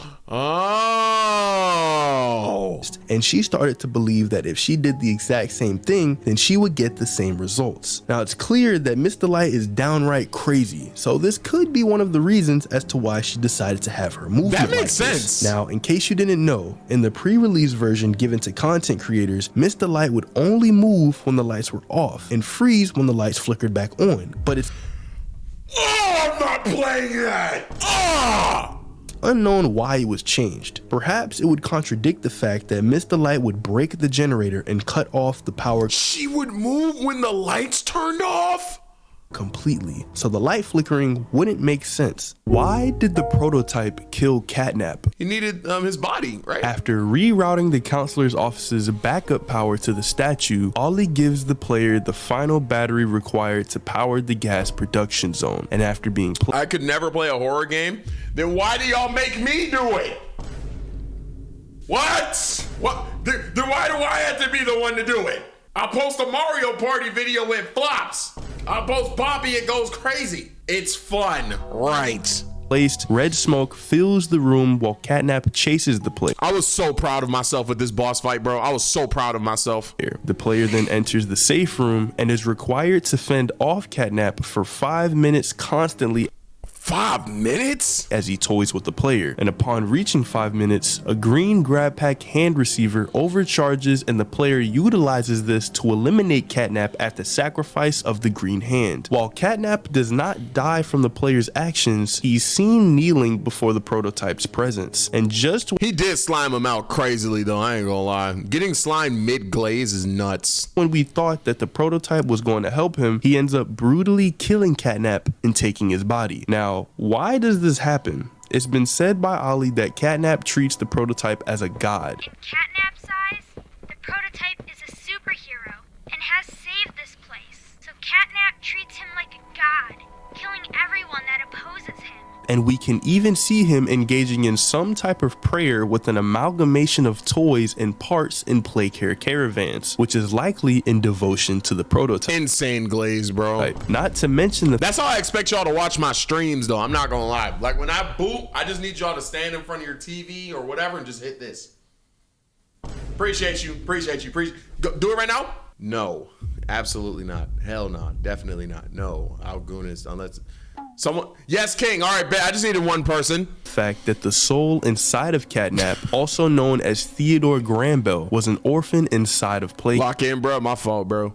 And was already influenced by the prototype, as he gained notoriety among the staff for his connection to an imaginary friend who seemed to encourage him to sabotage Playtime Co. In the Chapter 3 interactable ARG. What if I told y'all? I'm gonna say this every time. What if I told y'all, bro? If my kid ever draws something like this, it's not my kid no more. My kid will draw this, and I'll draw a milk jug in this thing's hand and never see him again in his life. No, not my child. Not my child, bro. Theodore's drawing depicted him in purple. You won't help? I'm helping myself. I'm leaving. Sitting on his bed. I ain't gonna have no kid that sees ghosts.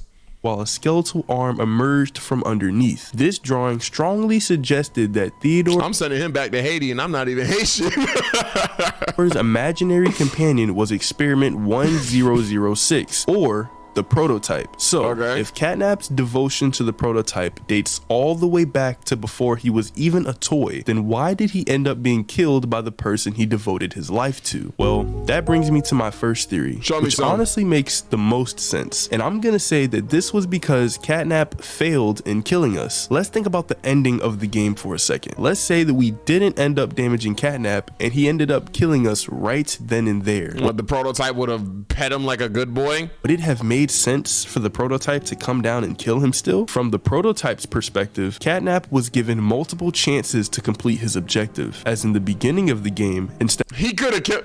Yeah, he was playing with his food. Instead of just ripping us to shreds, he throws us down into a trash compactor, which, you know what? That makes sense.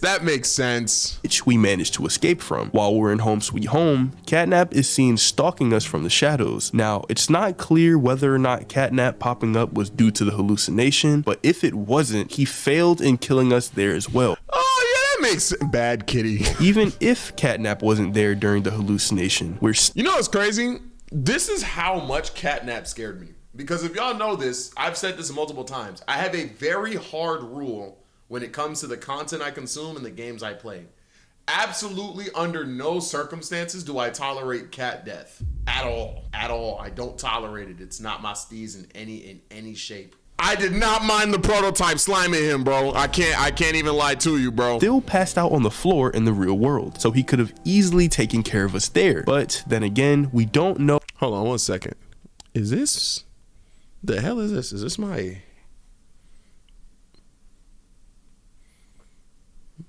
Oh, that's a part. Okay, that shit was... Hold on 1 second, bro. Okay.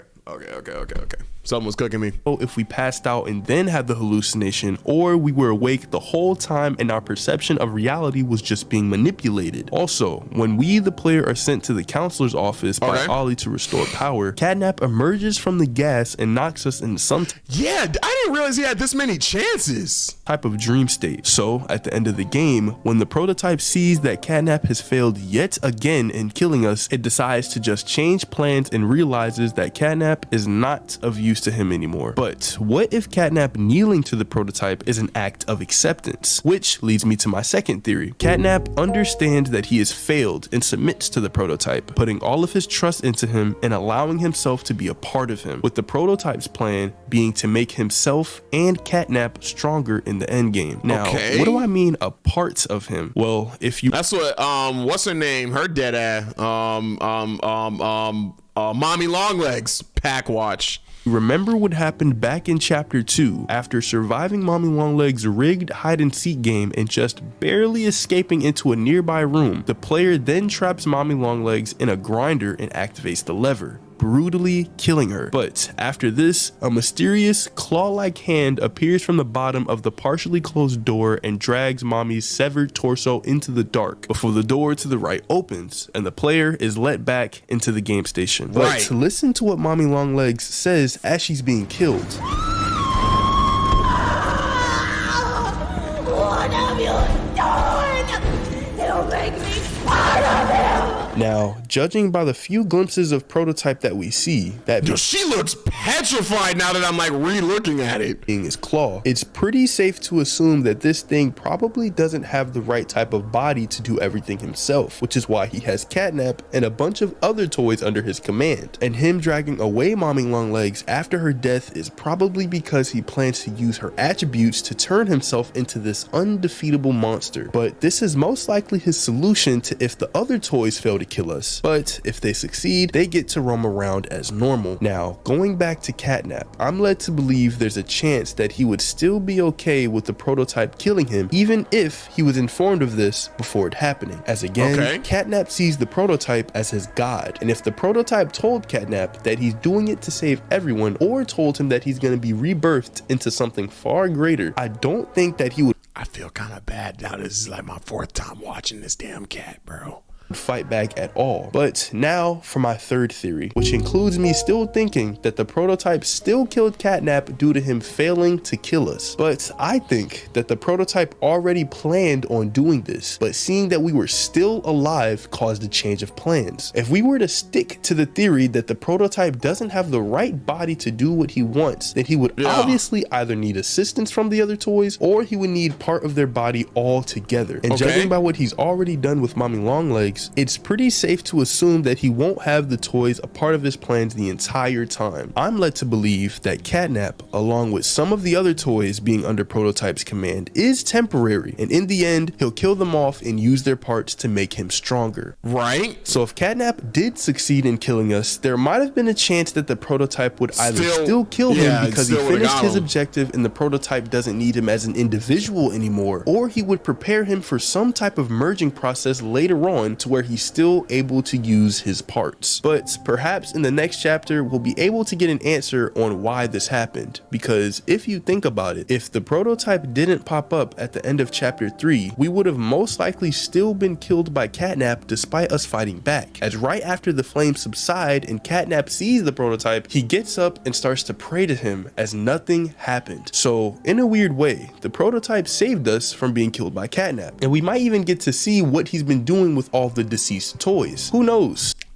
I feel bad. I don't like that anymore. I don't like it anymore. It was watchable when I was terrified, but now that I'm like looking back at it, putting himself together with Huggy Wuggy's teeth, Mommy Longlegs' long limbs, and now Catnap's gas, or more specifically his respiration system, as that's where the gas comes from. Why does Huggy Wuggy appear in our hallucination? Because I'm scared of him. What? That's the easiest one. After entering Home Sweet Home, going downstairs to the red gas and roaming the halls, we the player come across a tape in one of the rooms. And after inserting it into the cassette player, we are greeted to what seems to be a normal introduction video to the new employees. But as the tape plays on, it suddenly takes a dark turn, with the screen switching from a regular looking Huggy Wuggy to a demented and nightmarish one, and with the tape speaking directly to us, a former employee of Playtime Co. Should you come back years later, your conscience finally getting the better of you, may you descend into the dark and the dust, finding all that awaits you are incomprehensible horrors. And at the very end of the guy's speech, the demented Huggy Wuggy pushes itself out of the TV and into our world. And once he inevitably catches us, we wake up from the nightmare, still in... God That shit was nasty. Side of Home Sweet Home. But why was it Huggy Wuggy specifically that popped up and not Mommy Longlegs or even Catnap himself? Well, I have a couple theories on why this is the case, with my first being that Huggy Wuggy is the toy that we, the player, are most scared of. Now, even though we play as an ex-employee of Playtime, yeah, Huggy Wuggy was the least scary to me so far. The player's physical appearance isn't seen in game, and any surfaces that could reflect their appearance are shown as shadows. However, Chapter 2's files revealed that the player is a faceless yellow mannequin with a spherical head, similar to the— Wait, chapter what? Files revealed that the player could reflect their appearance are shown as shadows. However, Chapter 2's— Oh, I thought you said Chapter 5. I thought he was using spoilers. Files revealed that the player is a faceless yellow mannequin with a spherical head, similar to the survivors. That's what I look like? In Project Playtime. The player has not talked, and the only known information about them is that they were formerly an employee for Playtime. There's no way that's what I look like. Co, but either left their job, were replaced by another employee, or were fired before the hour of joy occurred. No, that doesn't make sense. But it's also said during the Catnap recall video that whenever kids sat beside Catnap, they would often have violent nightmares. However, parents across the country report their children experiencing strange and often violent nightmares, and beside them, they're— Huggy Wuggy gave us oh my god, bro. Huggy Wuggy gave us PTSD. If you notice, anytime the player sees a poster or the likeness of Huggy, the grab pack or our hands shake, and it gets worse later on. I'm gonna have to look at that because I didn't know that. Little grinning Catnap doll. Now, the hallucination that we experienced is probably what the video is referring to. Oh, that's what I look like in the game. Okay, that makes sense. I thought you were saying that's what I look like canonically. Now, it's debatable on whether this is a nightmare or— Oh, okay, then yeah, duh. Okay, my fault. I thought he was saying like that's what I look like in real life, like in the context of the story. Hallucination, but since we were able to get info about what happened regarding Playtime Co., i.e. a dismembered orphan in the building and it ruining Ludwig's reputation, I'm leaning more towards the hallucination side. Tragic news this morning. As of 9:45 a.m., local authorities report that the body of a young boy has been found on the estate. Andrea with the bits! As well as key bones from the skeletal structure were reported missing from the body. But instead of us having hallucinations about the person who caused it, which is most likely Catnap, we had it about Huggy Wuggy. However, we can still see Catnap every now and again, stalking us as we wander through Home Sweet Home. Right. And I think this is due to the fact that Huggy Wuggy was our very first encounter of a living, breathing toy, and it left a scar on the employee psychologically. If you remember what happened in the— That's not correct, but if he worked here, he would have known that, like, there's like, why do you look like Amanda the Adventurer?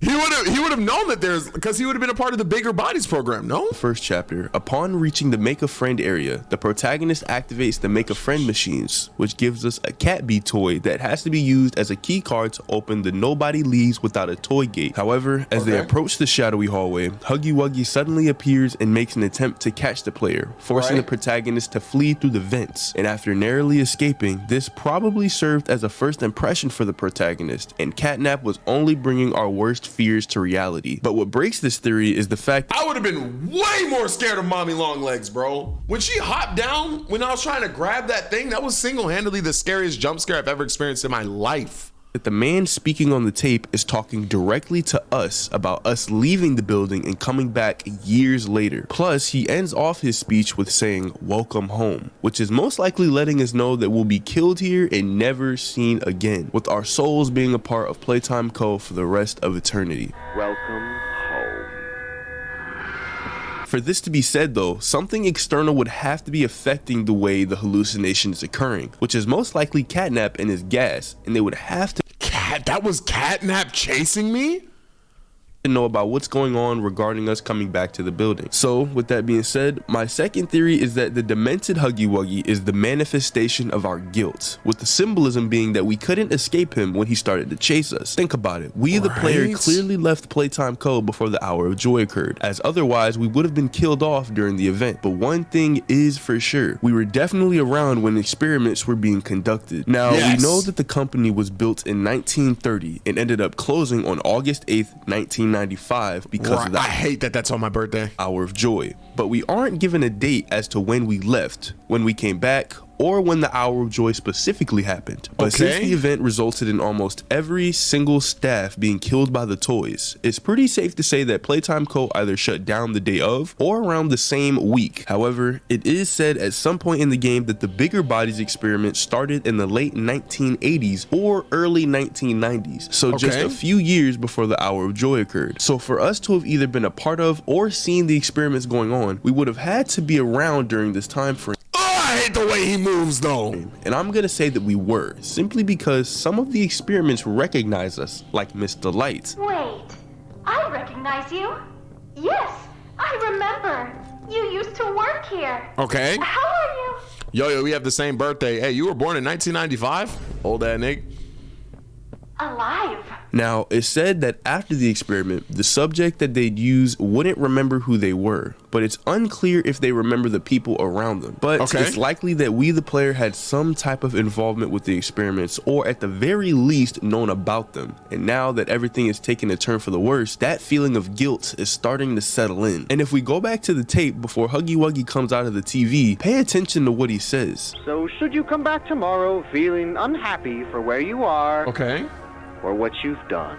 What did I do? What you've done? Now this obviously isn't a tape for everyone who watches it. He's clearly talking to us and us alone, and he's making it clear that the toys are going to get revenge on the people that had any correlation to the experiments that made them this way. Now this is all making sense and it does help explain some things, but why is Huggy Wuggy the one who comes through the TV? Whether that be due to our guilt or the culmination of our worst fears coming to get us. Well, that leads me to my last theory, and I'm gonna say that it's because He's about to say like we made Huggy Wuggy or something. Huggy Wuggy is the most memorable and iconic toy in the entire company. Plus, again, he was our first encounter. And this could go way beyond the lore of the game, and it could be seen as an act of fan service. But if you look at the instructions video, Huggy Wuggy's face is still on the screen even before the actual hallucination occurs. But maybe the hallucination occurred way before, as we see Catnap stalking us in the shadows. And after Huggy Wuggy catches us and we most likely pass out, it would have made sense for Catnap to kill us right then and there. As well, the first picture of Huggy Wuggy is still a little bit unsettling, and it doesn't look like something employees would be too fond of watching on their first day. But if we're going off the fact that Playtime Co. decided to use this picture of Huggy Wuggy for Did you already play Poppy 3? Yes, it's dropping today actually.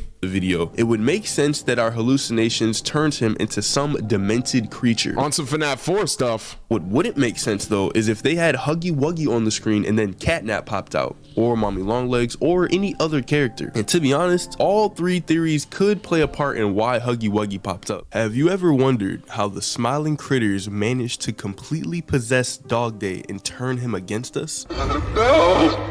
Leave me. That's like so unsettling. Please, just go! Run! It went through his eye? See, look, this is what I'm saying, bro. This is why you'll never catch me collecting lore, bro. I'm not staying long enough to see the smiling critter go in his eye. I'm seeing this for the first. Fuck it though, it's your life. You right.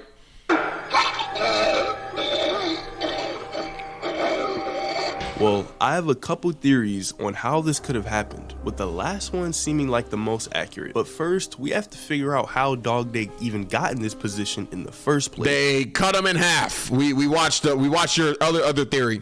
During the scene with Dog Day, he was talking about how he was the last of the smiling critters, but for some reason he was still alive and chained up to the wall with his legs completely missing. Now, for the other members of the smiling Catnap doing his mans like that is crazy, bro. Critters, I'm led to believe that Catnap killed them off immediately after realizing that they weren't being controlled by the prototype, as mentioned by Ollie in one of the scenes. In Catnap's eyes, the prototype is a superhero and has saved this place. So Catnap treats him like a god, killing everyone that opposes him. And it seems like the prototype's control doesn't affect everyone as intended, so for specific toys they have to use different methods. And for Dog Day, he was probably unlucky enough to still be alive when Catnap found us after the train crash, so we ate off his legs and Wait, this theory must have been before his smiling critters theory then. prepared him for the evil transformation, which looks like it has something to do with an already converted toy or a mass of them affecting you through your insides in some way. But this might just be one of the ways that Prototype's control can be put onto others, as it's pretty unlikely that this happened for every toy. And for my first theory, I'm gonna say that the smiling critters merged together inside of Dog Day to form this one full being that's completely capable of controlling him. As if you look at the scene where they all go inside of him, it looks like there's way too many for them to have their own space, as most went in through the bottom half and one even went through his eyes. And if you look at the way Dog Day moves after the transformation, you can see that his movements aren't random, or at least not. Yeah, because if it was a bunch of them, he'd be like, but he's like moving like normally. Not of someone who's being controlled by multiple things at once, like a puppet with a bunch of strings attached. And this is most likely because the smiling critters inside of him managed to put themselves into one another and become the host of Dog Day's body. As well, after possessing Dog Day, you'll see that he goes from having fully black eye sockets with no pupils to eyes, I saw that, to suddenly having white pupils. And you don't see the smiling critters protruding anywhere inside of him, because again, a lot of them went inside, and it look like bake to be way too many to fit. But what makes this theory the least likely to have happened is the fact that if the smiling critters were to have merged inside of him, he would have still had his mind intact, and he still would be able to talk to us during the chase. And once he's completely transformed, his voice even changes. I didn't hear a single voice note from him when he was chasing us, bro. Again, me looking at him, this is my first time seeing him run. I didn't turn around not one time. No cap. As whenever he jump scares us, this is what he sounds like.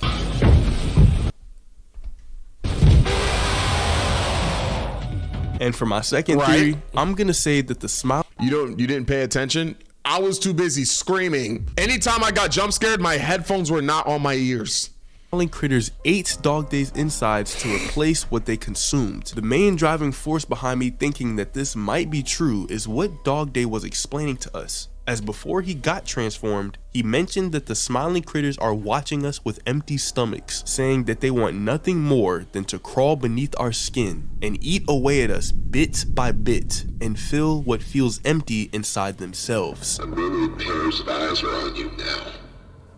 Watching, waiting, hungry.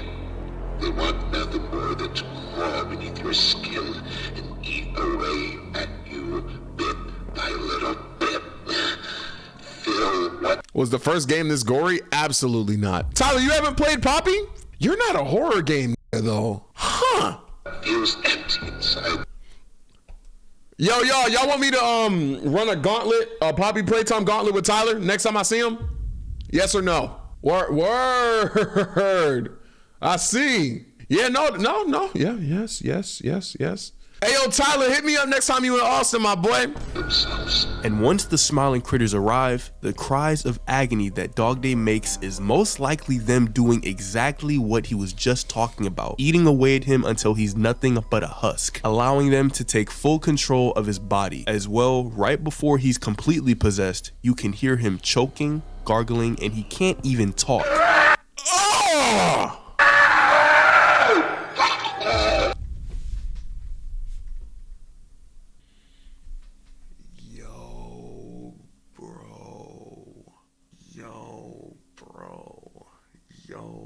Bro.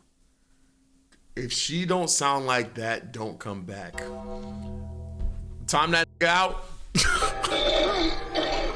And this is probably due to the fact that they ate away at his vocal cords to the point where it just sounds scratchy and unrecognizable.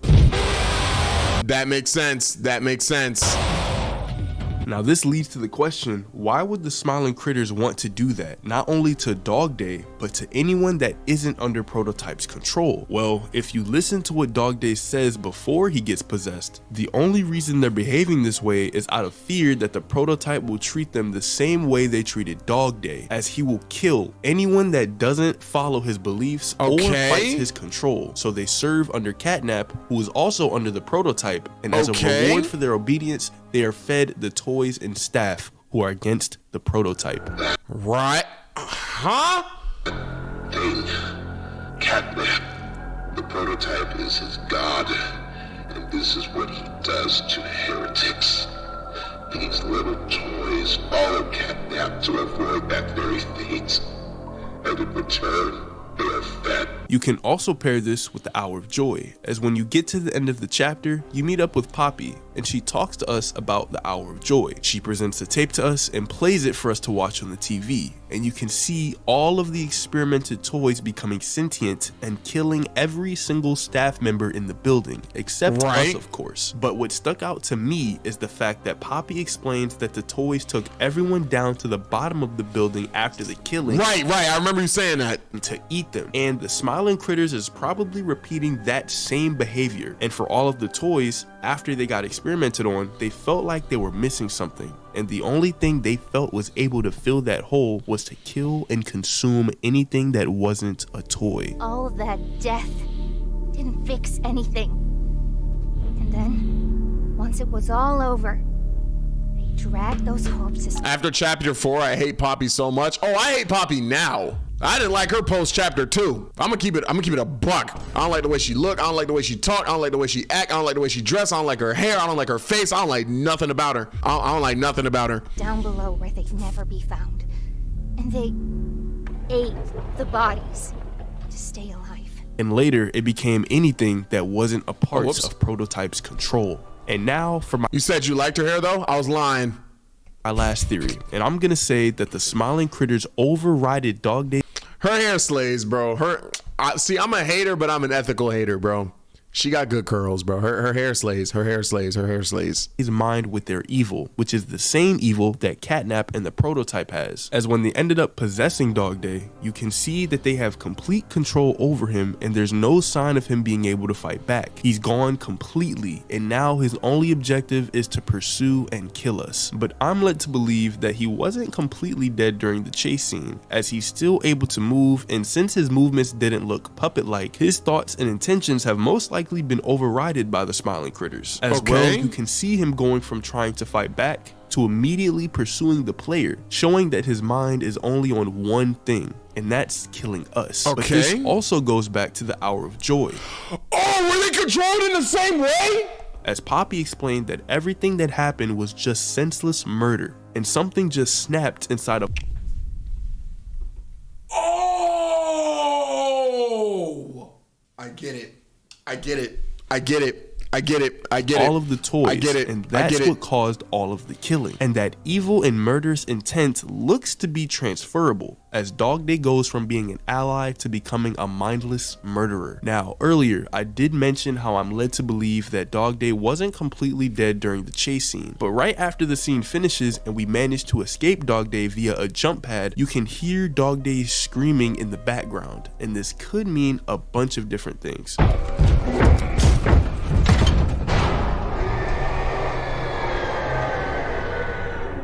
That wasn't Dog Day. That was the Smiling Critters. Firstly, the screams don't actually sound like Dog Day. Yeah, no, not at all. And it seems to be some demented form or cry of agony from the Smiling Critters finally killing him off like the rest of the crew after realizing that we escaped. It could also be a cry of frustration from the Smiling Critters that we escaped, which means that the Prototype will kill them for not catching us.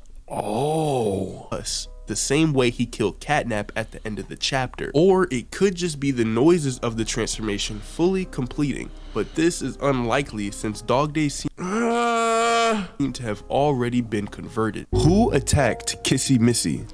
The Prototype. After defeating Catnap through the Prototype and moving the red smoke over to the left, the Prototype tube in the gas production zone, we meet up with Poppy and she begins to praise us for everything that we've done. She then says that we deserve to know the truth of what happened to Playtime Co. and presents a tape to us that they like to call the Hour of Joy. And after watching this, Kissy Missy comes through the large door on the left and helps bring us down to the bottom of the room via an elevator. And Poppy lets Kissy Missy know that we'll send the lift back up to her once we reach the bottom. Mind you, this part pissed me off. I have a grab pack. So the very machine that I've been using to freaking open and close things from 70,000 feet away, I couldn't use? Are you dead ass? Really? That was dumb to me. That was dumb to me. But as we're going down, it has thumbs on it, bro. All we can hear is Kissy Missy screaming and stomping around, with Poppy trying her absolute best to get back to her. All right. Once we hit the ground, we need to be cautious. There's something... What? What's she doing? No! We're coming! Just hold on! Come on, go faster! Yo, recap real quick for the new viewers. Oh, I got you. Yo EXE, it's gonna drop on March 25th. Think I'm recapping for free? Nigga, watch my video with ads. And with that, the chapters. But who could have attacked Kissy Missy? Why did they do it? And how will this change things moving forward? Well, I have 3 theories for what could have happened to her. But let's start with the least likely. When Kissy Missy is first being attacked, listen to the very first noise she makes. See, this is why I rock with you nerdy ass. All right, let's see. Sound familiar? Well, this is actually the exact same noise Huggy Wuggy makes when he jump scares us. Wait, but Kissy makes the same sound. That was Kissy.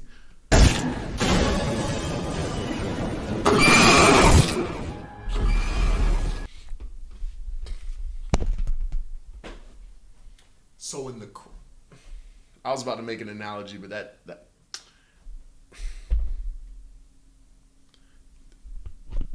Sure, bro.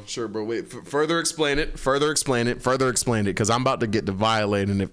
But why would Kissy Missy make this noise in the first place? Well, because she's screaming in agony? Lots of people are led to believe that it was actually Huggy Wuggy himself that made the first noise. But if we were to assume that both of them were in the room, then it would make the rest of the attack make 0 sense. On top of the screaming, you can hear Kissy Missy stomping around, but you can't hear any other footsteps. If Huggy Wuggy was the one to attack her, you'd hear a lot of footsteps. The footsteps would have been either doubled or a lot more rapid. Okay, so yeah, no, it wasn't Huggy then.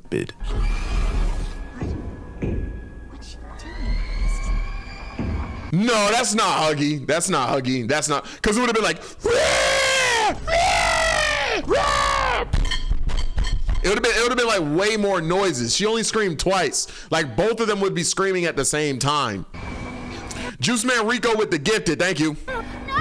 Plus, how would Huggy Wuggy even have gotten there in the first place? That's what I'm saying. And why would he immediately attack Kissy Missy? I can somewhat understand the second part, as the reason he attacked us in the first chapter is likely just because he was starving. This is because before the Hour of Joy happened, Huggy Wuggy was said to be very obedient with the staff and normally didn't lash out. But things started to slowly take a turn for the worse once Huggy Wuggy started to be influenced by the prototype. And so he ended up only being hostile when provoked to being a relentless killer. But what about him actually being alive in the first place? During the end of chapter 1, we can clearly see Huggy Wuggy falling deep into the depths of Playtime Co. And the only chance he could have had at surviving is if he landed in a large body of water. Now, we're seen to be navigating through bodies of water throughout chapter 3, but it's highly unlikely that this was enough to break Huggy Wuggy's fall. Plus, I don't think the water that we see in chapter 3 is right below Poppy's walkway. But who else could have attacked Kissy Missy? Now, the prototype.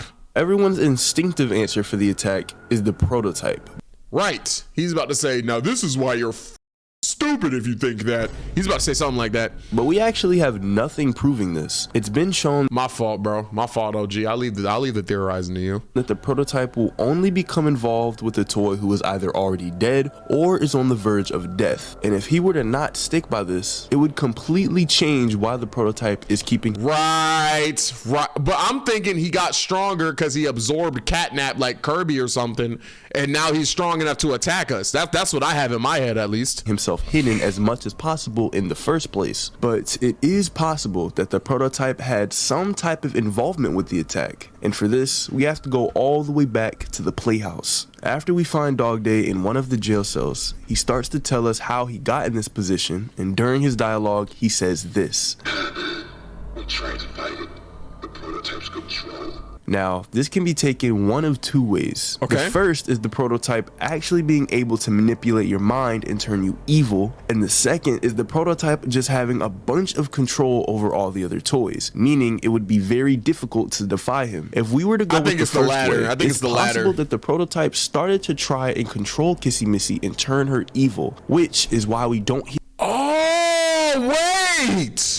anyone else stomping around or screaming. All of this could be mental for Kissy Missy, and in the next chapter we might have to turn her back to her good ways. The way he got Huggy Wuggy to go from obedient to ruthless will probably be used on Kissy Missy as well. But right now we really have nothing to go off of. We can't see what's going on with Kissy Missy, and the only thing we can really use as info is what we heard. There was never a point in the game where Kissy Missy was said to have any type of enemy, and the only character that's in relation to Kissy Missy is Huggy Wuggy. And again, he was supposedly killed way back in chapter 1. So with no one having any past reasons to attack Kissy Missy, this had to have been orchestrated by someone else. This brings me back to the prototype, but instead of him being the person to do it directly, it's possible that he sent another character to do the job.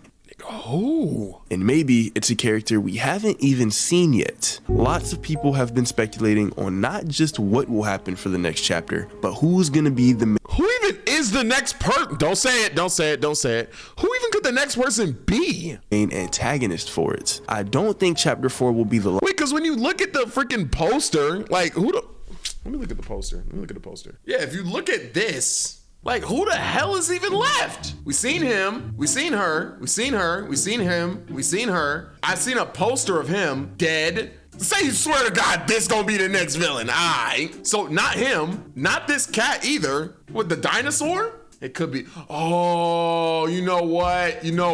It's gonna be. Don't spoil it. It might. This makes sense because I know people talk about what's his name, Boxy Boo. I know that's one. I don't know. I'm talking out of my ass. Last chapter. So that would also mean that the prototype can't be the last character we have to take down. So with that being said, could it be possible? Well, yeah, now I know there's 5 games and there's going to be a 6th one. That the person who attacked Kissy Missy will also be the main antagonist of chapter 4? It's a bit of a stretch, but again, we don't really have much to back anything up. Plus, after being attacked by Kissy Missy after leaving Home Sweet Home, Poppy lets us know on the elevator that Catnap was the last obstacle he put between us. Oh, bro, it's a prototype. Catnap is coming. He's the final obstacle the prototype has placed against us. We can't stay here. It was a prototype. Keep yourself safe. So wouldn't that mean that he couldn't send anyone else down to us? It also makes me wonder how Poppy even has this information. But more about that in another theory. One thing that I will mention though is how Kissy Missy ended up being attacked in the first place. If you look at where the lever is that sends the lift down and where Kissy Missy is when she pulls it, you can see that the entrance to the room is right behind her, which means that whoever attacked her must have snuck into the room and then pounced onto her. This is also why I wouldn't think of Huggy Wuggy being the main culprit, as he doesn't strike me as the quiet type. Now, Catnap is said to be a stealthy character, but he's dead. Literally just got killed, so that also takes him off the list. Now, you could say Boxy Boo is considered stealthy, but there are so many things wrong with him possibly attacking Kissy Missy. But there is one group of characters who could possibly fit the bill on this, and it could be the mini smiling critters. Oh, yeah. Earlier in the video, I mentioned how No, bro. how you can hear They got him because there's a big gaping hole in the bottom of him.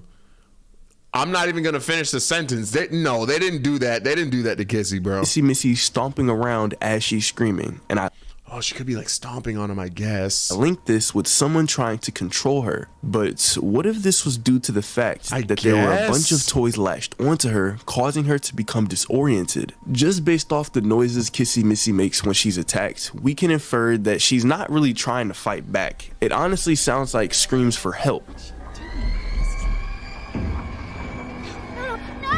But the thing about pinning the attack on any character is that you can't hear anyone other than Kissy Missy in the room. So we kind of just have to go off of who has evil intentions. And now we have to speculate how this changes the story and what's to come for the next chapter. Firstly, we have to figure out why Poppy was bringing us deeper into Playtime Co. in the first place. She said multiple times that we need to kill the prototype. So her bringing us down to wherever this new place is probably so we can do exactly that. But now that Kissy Missy has been attacked, I think a large portion of the next chapter will be centered around saving her and figuring out who was the one who attacked her. And perhaps after that, then we'll go back to the original plan of taking down the prototype. But even then, it might be too late. But who do you think attacked Kissy Missy? Beats the hell out of me. And will we be able to see them in the upcoming chapter? Let me know down in the comments. Thanks for watching, subscribe, and click on this video right here. Hey man, that is going to be all the lore that I can find for Poppy Chapter 3. If you haven't watched my video on Poppy Chapter 3, I dropped it literally yesterday, so it should be right here. So in regards to this lore video, it took me a minute to find a video. So if you can find a lore video for Chapter 4 and just have it backlogged, I will watch that one because, you know, finding lore videos is difficult. So I'll ask y'all while I play Chapter 4 too. Hope you guys liked the video. I'll catch you guys in the next one. It's gonna be it from me. Peace.